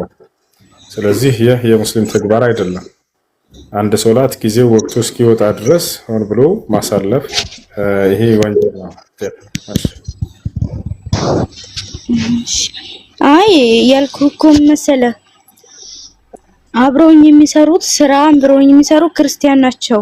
ሶላት ልሰግድ ስል የሆነ በቃ ይለፈልፋሉ፣ ይንጫጫሉ። ልሰግድ ራሱ ቁሜ አጠገቤ መተው ይለፈልፋሉ ምናምን ነገር። ለዛ እኮ ነው ትኩረትሽን ወደ እነሱ ሳታደርጊ ሶላትሽን መስገድ። ሌላ ቦታ ጫጫታ የማይኖርበት ቦታ ካለ እዛ ሄደሽ መስገድ። ተከትለውኝ ከዛ መጨረሻ ላይ ለሴትዬ የተናገርኩኝና አላሰግደኛሉ ምናምን ነገር ብዬ ስነግራት በቃ እሺ እሷ ስትሰግር በር እንዳከፍቱ ምናምን ነገር ብላ እሷም ተናገረቻቸው። በእርግጥ ግን አንደኛይቱ ልታቆም አልቻለችም። አውቀው ነው የሚጫወት አንቺ ስትሰግዱ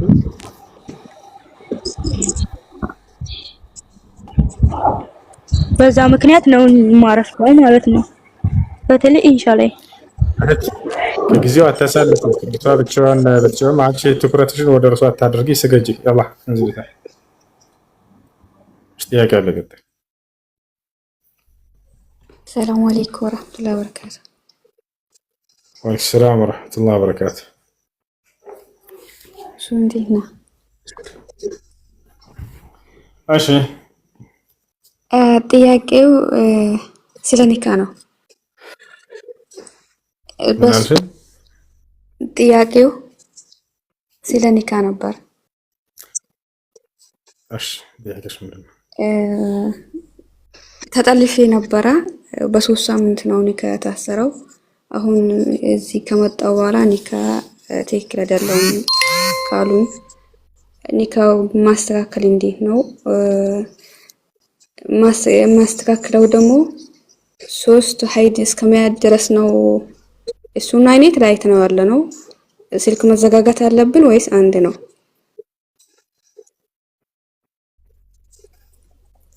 እሺ አሁን መቀጠል ፈልጋችሁ ነው ወይንስ ማቋረጥ ፈልጋችሁ ነው?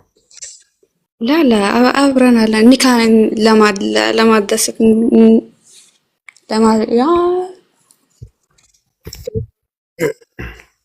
እሺ ኒካህን ለማድረስ ከሆነ ለአንድ ሀይድ ያክል ተለያይታችሁ ከዚያ በኋላ ኒካ ማድረስ ለአንድ ሀይድ እስክታይ ድረስ ከግንኙነት ራቁ። ከዚያ በኋላ ኒካህን ማድረስ ትችላላችሁ። ያኔ ስልክ መዘጋጋት ማለት ነው። እኔ እና እሱ እኮ ተለያይተናል። ያኔ እኔ ስደት ነው ያለሁት፣ እሱ ሀገር ነው ያለው። በቃ ከአንድ ሀይድ በላይ ስለሚሆናችሁ ሆናችኋል አይደለ? ከአንድ ሀይድ በላይ አዎ ሆነናል። እንደሱ ከሆነ ነገ ሆኖ ኒካ ሰሩ። ከዛ በኋላ በስልክም ቢሆን ብታወሩ ሰላምታን እንትን ብትለዋወጡም ስለ ህይወታቸውን ብታወሩም ችግር አይኖረውም። እሺ ሁለተኛ ጥያቄ የሆነ ሐዲስ ባልና ሚስት ከ6 ወር ወይን ከ6 ወር ወይንም ከ4 ወር በኋላ ኒካው ይወርዳል ምናምን የሚል እንትን ተከራክረን ነበር። ይሄ እንዴት ይታያል? በዛም ብል የለም በሐዲስ ላይ ስህተት ነው። የሰዎች ንግግር ነው። ጀዛከላ ጠይብ የወር አበባ ካየን በኋላ አንድ ሴት ለ7 ቀን ታያለች። በ5ኛው ቀን ሊቆም ይችላል። በዚህ ሰዓታት ያለው ስርዓት እንዴት ይታያል? በቆመበት ጊዜ ሻወር ወስዳ ሶላቷን መጀመር አለባት። አይዋ ጀዛከላ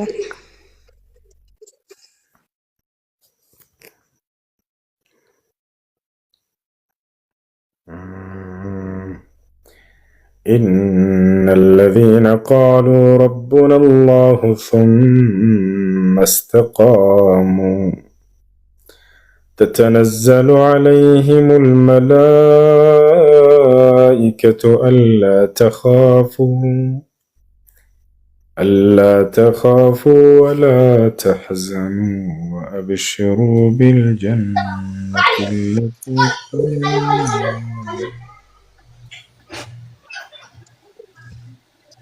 السلام عليكم. أشي وعليكم السلام. ሰላም ነው? ደህና ነኝ አልሐምዱሊላህ። ጥያቄ ነበረኝ። እሺ ወንድሜ በዚህ በቅርብ ቀን አግብተው ነበር ማለት ነው። ማሻአላህ እና ሰርግ ሄዳሽ ነበር? እና አስል ቤተሰብ አገር ነበር ኒካ ያሰሩለት። እሺ ይሰማል?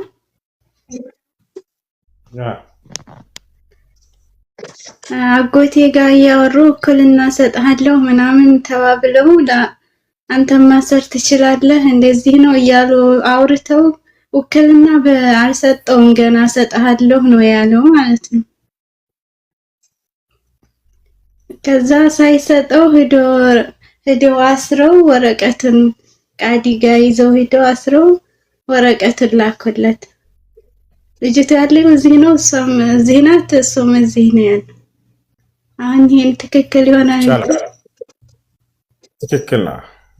ውክልና መስጠት ይቻላል። አጎት ውክልና ሰጠውና እሱ ሄዶ አስርለት። አልሰጠውም ገና ውክልና ሳይሰጠው ነው ሄዶ ኒካ ያሰርለት። እሰጥሃለሁ እያለው ለአንተም በስልክ ማሰር ትችላለህ እያሉ እያወሩ በዚሁ የተለያያሉ ሳይሰጠው ማለት ነው። እሺ ውክልና ሳይሰጠው ከሆነ ያሰረው ኒካሁ እንደገና መደገም አለበት። ውክልና ካልሰጥቻለሁ ማለት አለበት ግዴታ።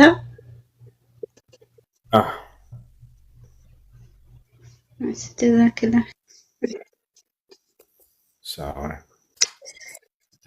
ሰላም አለይኩም። ሰላም አለይኩም። እሱ እንዴት ነው? ሰላም ነው? አልሐምዱሊላህ። አላህ ይሰልማል። እኔ ስለ ውድእ ነው መጠየቅ የፈለኩት። አሁን ለምሳሌ ጁማ ገላህን ታጥበህ ላዝም ውድእ ማድረግ አለብህ ወይስ? በዑለሞች መካከል ሁለት ሀሳብ አለ። ግማሹ ደግሞ ሙሉ ሻወር እስከወሰደ ድረስ ማንኛውም ትጥበት ውዱን እስከነየታቸው ድረስ ሻወሩ ውዱን ያጠቃልላል ብለው የተናገራሉ። ሌሎች ደግሞ ለብቻው ውዱ ማድረግ አለበት፣ የጀናባ ትጥበት ብቻ ከሆነ ነው ውዱን የሚያጠቃልለው ብለው ተናግረዋል። ከኺላፉ ለመውጣት ሲባል ከጀናባ ውጭ የሆኑ ትጥበቶችን በምትታጠቡ ጊዜ ጁሙዓ ትጥበትንም ሆነ ማንኛውንም ትጥበት ውዱ አድርጉ። ሁለተኛ ደግሞ ሴት ልጅ ልታደርግ ጠጉሯ መሸፈን አለባት ወይስ ችግር የለውም? ውዱ ስታደርግ ነው። ማንም ወንድ ከሌለ ችግር የለውም። ፀጉሯን ገልጣ ውዱ ብታደርግ። ወንድ ከሌለ ከሌለ ችግር የለም። ፀጉሯን ገልጣ ማድረግ። ሹክራን ጀዛከላህ።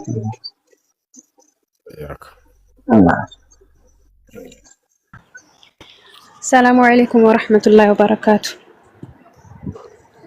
ወአለይኩም ሰላም ወራህመቱላሂ ወበረካቱ። እሺ አንድ ጥያቄ ነበረኝ። ይኸውም የሙስሊሞችን ስርዓት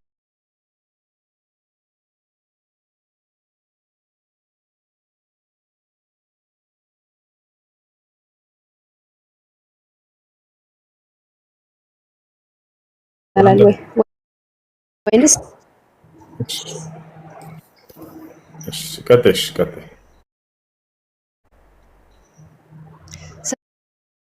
ስርዓተ ቀብሩን በማታ ማከናወን ይቻላል?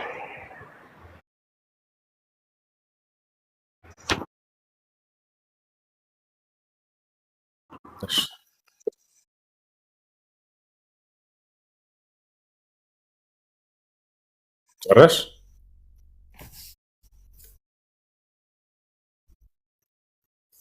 እሺ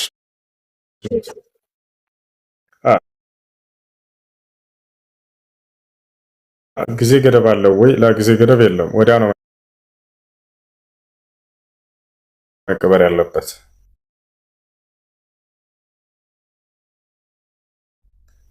ነብያችን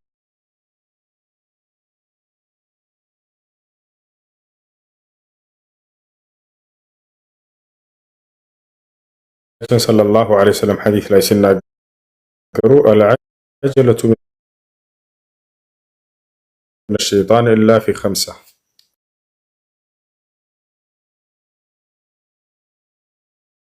ተሽይዕ አልጀናኢዝ ብለው ተናግረዋል።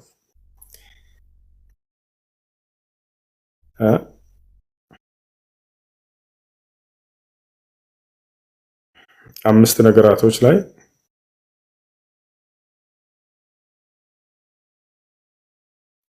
ካልሆነ በስተቀር መፍጠን ከሰይጣን ነው። በእነዚህ በአምስት ነገራቶች ላይ መፍጠን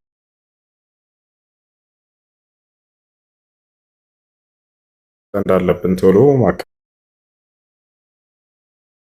እንዳለብን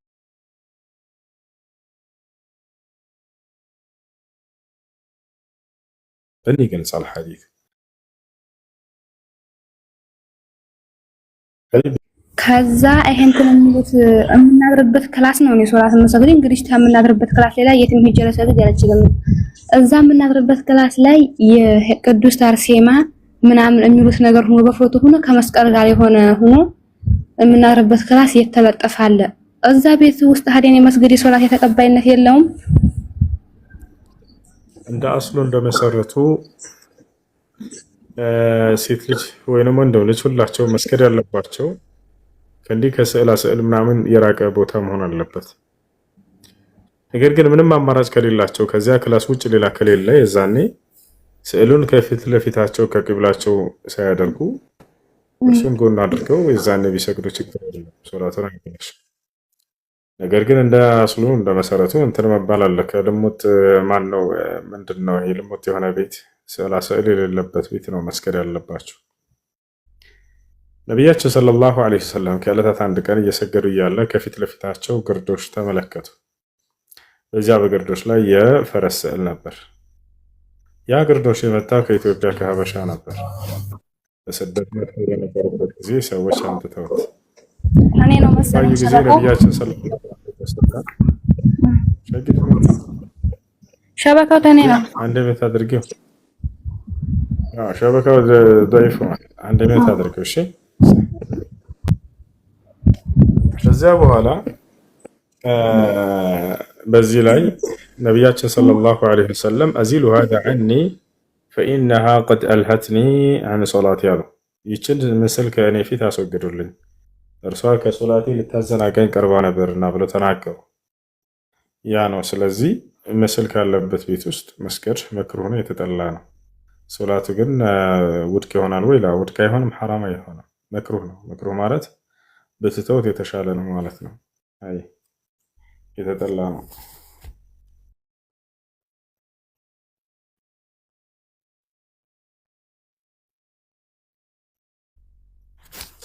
እሺ إن الذين قالوا ربنا الله ثم استقاموا تتنزل عليهم وعليكم السلام ورحمة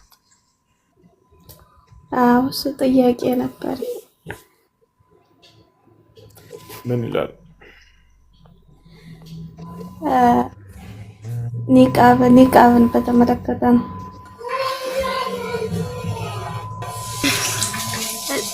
እና እኔ መድረስ ፈልጋለሁ ግን ቤተሰብ ግን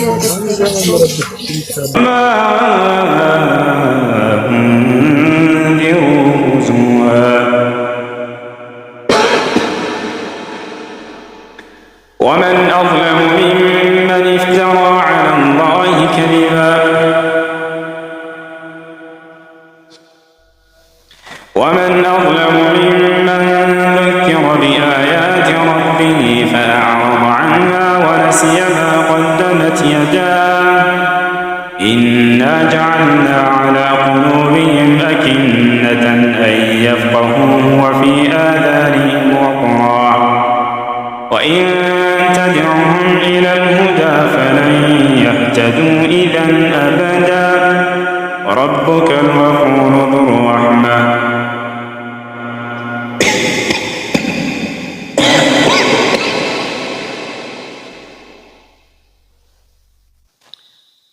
لو يؤاخذهم بما كسبوا لعجل لهم العذاب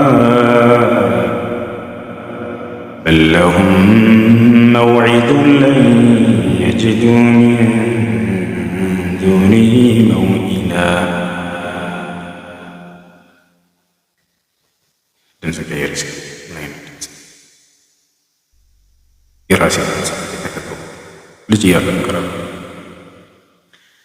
وتلك القرى أهلكناهم لما ظلموا وجعلنا لمهلكهم موعدا وإذ قال موسى لفتاه لا أبرح حتى أبلغ مجمع البحرين أو أمضي حقبا فلما بلغا مجمع بينهما نسيا حوتهما فاتخذ سبيله في البحر سربا فلما جاوزا قال لفتاه آتنا غداءنا لقد لقينا من سفرنا هذا نصبا قال أرأيت إذ أوينا إلى الصخرة فإني نسيت الحوت وما أنسانيه إلا الشيطان أن أذكره واتخذ سبيله في البحر عجبا قال ذلك ما كنا نبغي فارتدا على آثارهما قصصا فوجدا عبدا من عبادنا آتيناه رحمة من عندنا وعلمناه من لدنا علما قال له موسى هل أتبعك على أن تعلمني مما علمت رشدا قال إنك لن تستطيع معي صبرا وكيف تصبر على ما لم تحط به خبرا.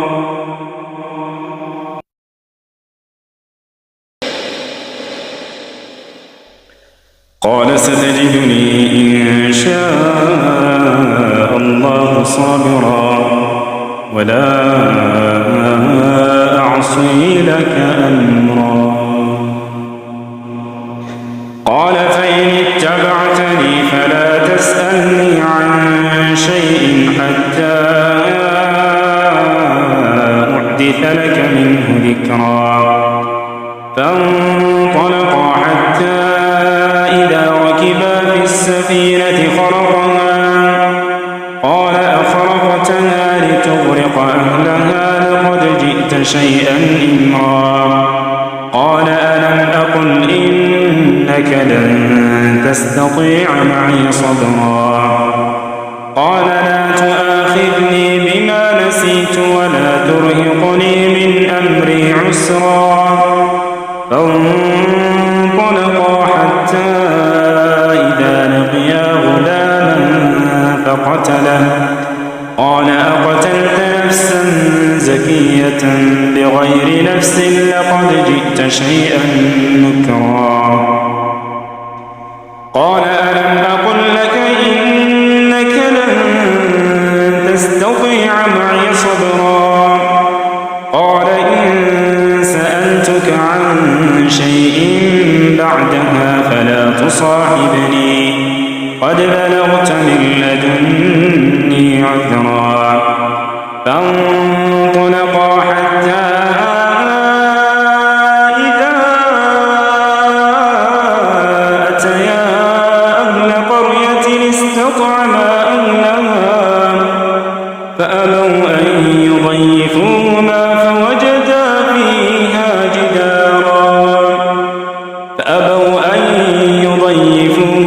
فوجدا فيها جدارا يريد أن ينقض فأقامه قال لو شئت لاتخذت عليه أجرا قال هذا فراق بيني وبينك سأنبئك بتأويل ما لم تستطع عليه صبرا أما السفينة فكانت لمساكين يعملون في البحر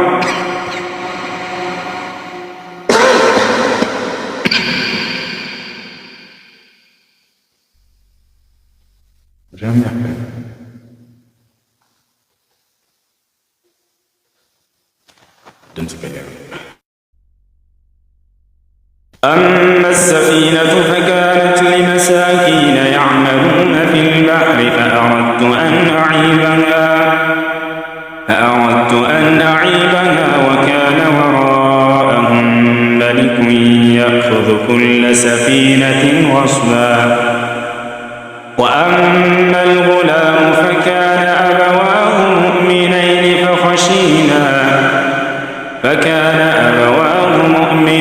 فخشينا أن يرهقهما طغيانا وكفرا فأردنا أن يبدلهما ربهما خيرا منه زكاة وأقرب رحما وأما الجدار فكان لغلامين يتيمين في المدينة وكان تحته كنز لهما وكان أبوهما صالحا فأراد ربك أن يبلغا أشدهما ويستخرجا كنزهما رحمة من ربك وما فعلته عن أمري ذلك تأويل ما لم تسطع عليه صبرا ويسألونك عن ذي القرنين قل سأتلو عليكم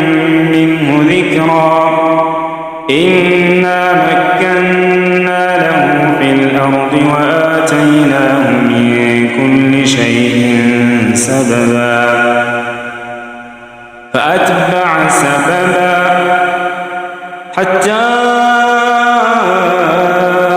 إذا بلغ مغرب الشمس وجدها تغرب في عين حميم ووجد عندها قوما قلنا يا ذا القرنين إما أن تعذب وإما أن تتخذ فيهم حسنا قال أما من ظلم فسوف نعذبه ثم يرد إلى ربه فيعذبه عذابا نكرا وأما من آمن وعمل صالحا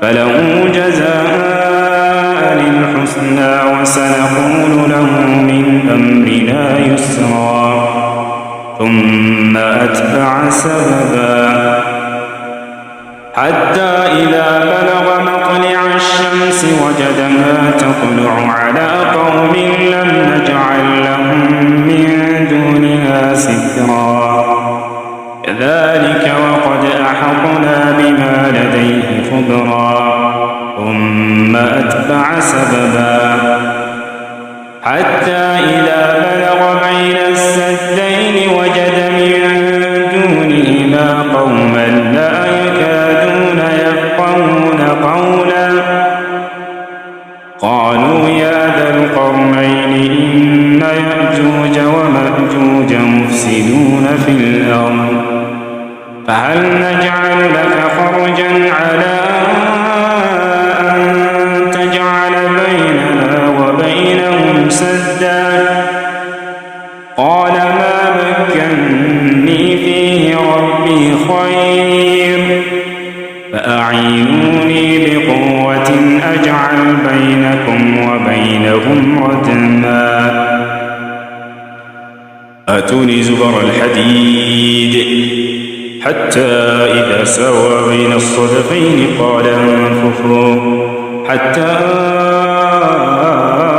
إذا جعله نارا قال آتوني أفرغ عليه قطرا فما استطاعوا أن يظهروه وما استطاعوا له نقبا قال هذا رحمة من ربي فإذا جاء وعد ربي جعله دكاء وكان وعد ربي حقا وتركنا بعضهم يومئذ يموج في بعض ونفخ في السور فجمعناهم جمعا وعرضنا جهنم يومئذ للكافرين عرضا الذين كانت أعينهم في غطاء عن ذكري وكانوا لا يستطيعون سمعا أفحسب الذين كفروا أن يتخذوا عبادي من دوني أولياء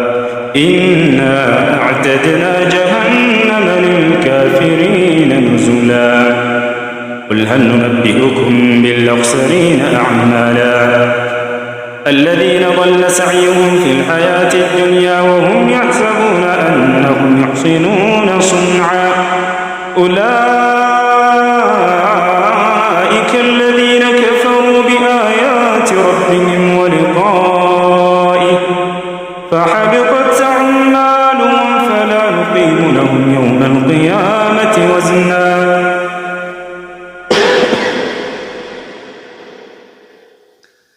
ذلك جزاؤهم جهنم بما كفروا واتخذوا آياتي ورسلي هزوا إن الذين آمنوا وعملوا الصالحات كانت لهم جنات الفردوس نزلا خالدين فيها لا يبغون عنها حولا قل لو كان البحر مدادا لكلمات ربي لنفد البحر قبل أن تنفد كلمات ربي ولو جئنا بمثله مددا قل إنما أنا بشر مثلكم يوحى إلي أنما إلهكم إله واحد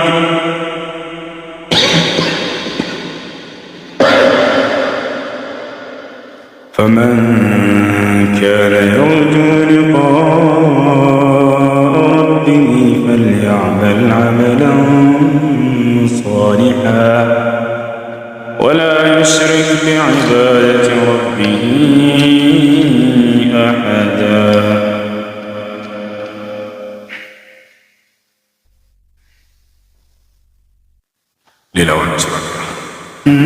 ولا يشرك بعبادة ربه أحدا أعوذ بالله من الشيطان الرجيم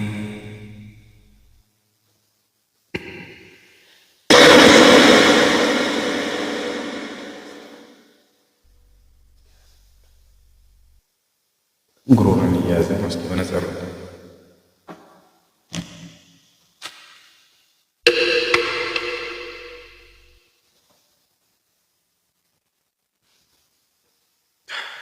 አሁን በነግሮን መያዝ ምትሆን አይቀርም።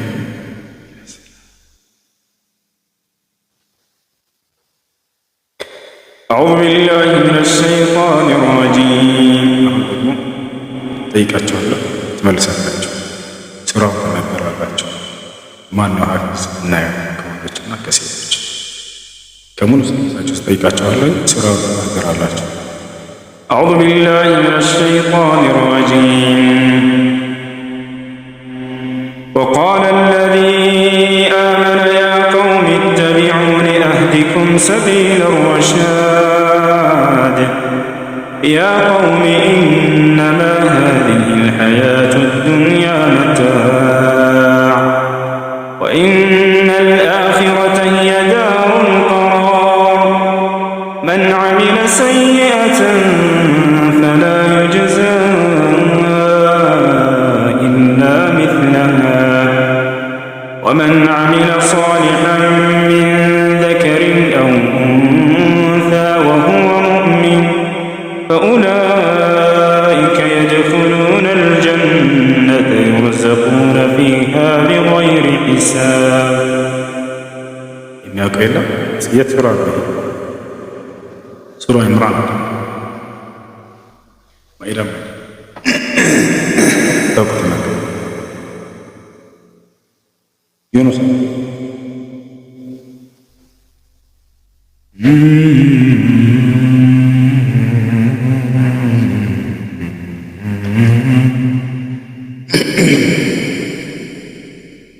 شرعا سنقع نوافر لك كما تذكرى سنقرأ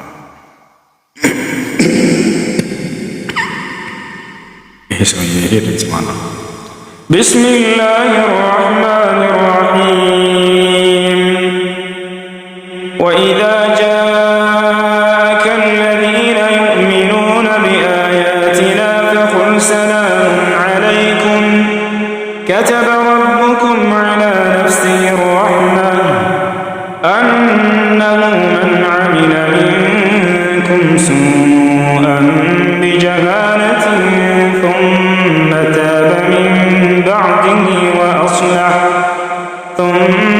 تاب من بعده وأصلح فأنه غفور رحيم وكذلك نفصل الآيات ولتستبين سبيل المجرمين قل إني نهيت أن أعبد الذين تدعون من دون الله قل لا أتبع أهواءكم قد ضللت إذا وما أنا من المهتدين قل إني على بينة من ربي وكذبتم به ما عندي ما تستعجلون به إن الحكم إلا لله يقص الحق وهو خير الفاصلين قل لو أن عندي ما تستعجلون به لقضي الأمر بيني وبينكم والله أعلم بالظالمين وعنده مفاتح الغيب لا يعلمها إلا هو ويعلم ما في البر والبحر وما تسقط من ورقة إلا يعلمها ولا حبة في ظلمات الأرض ولا رطب ولا يابس إلا في كتاب مبين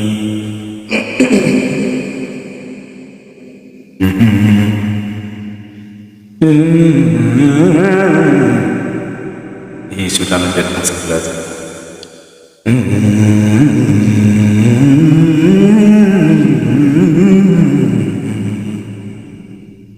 ጀምሩ ማንኛውንም ድምፅ ቀስ ብላችሁ ትጀምራላችሁ።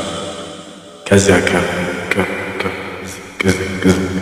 ከዚያ በመካከል ታርገበታላችሁ እና ትጫወታላችሁ። ለምሳሌ ሱዳን ስትጀምሩ ቢስሚላሂ ረሕማኒ ረሒም ወነጅሚ ኢዛ ሀዋ ما ضل صاحبكم وما غوى وما ينطق عن الهوى إن هو إلا وحي يوحى علمه شديد القوى ذو مرة فاستوى وهو بالأفق الأعلى ثم دنا فتدلى فكان قاب قوسين أو أدنى فأوحى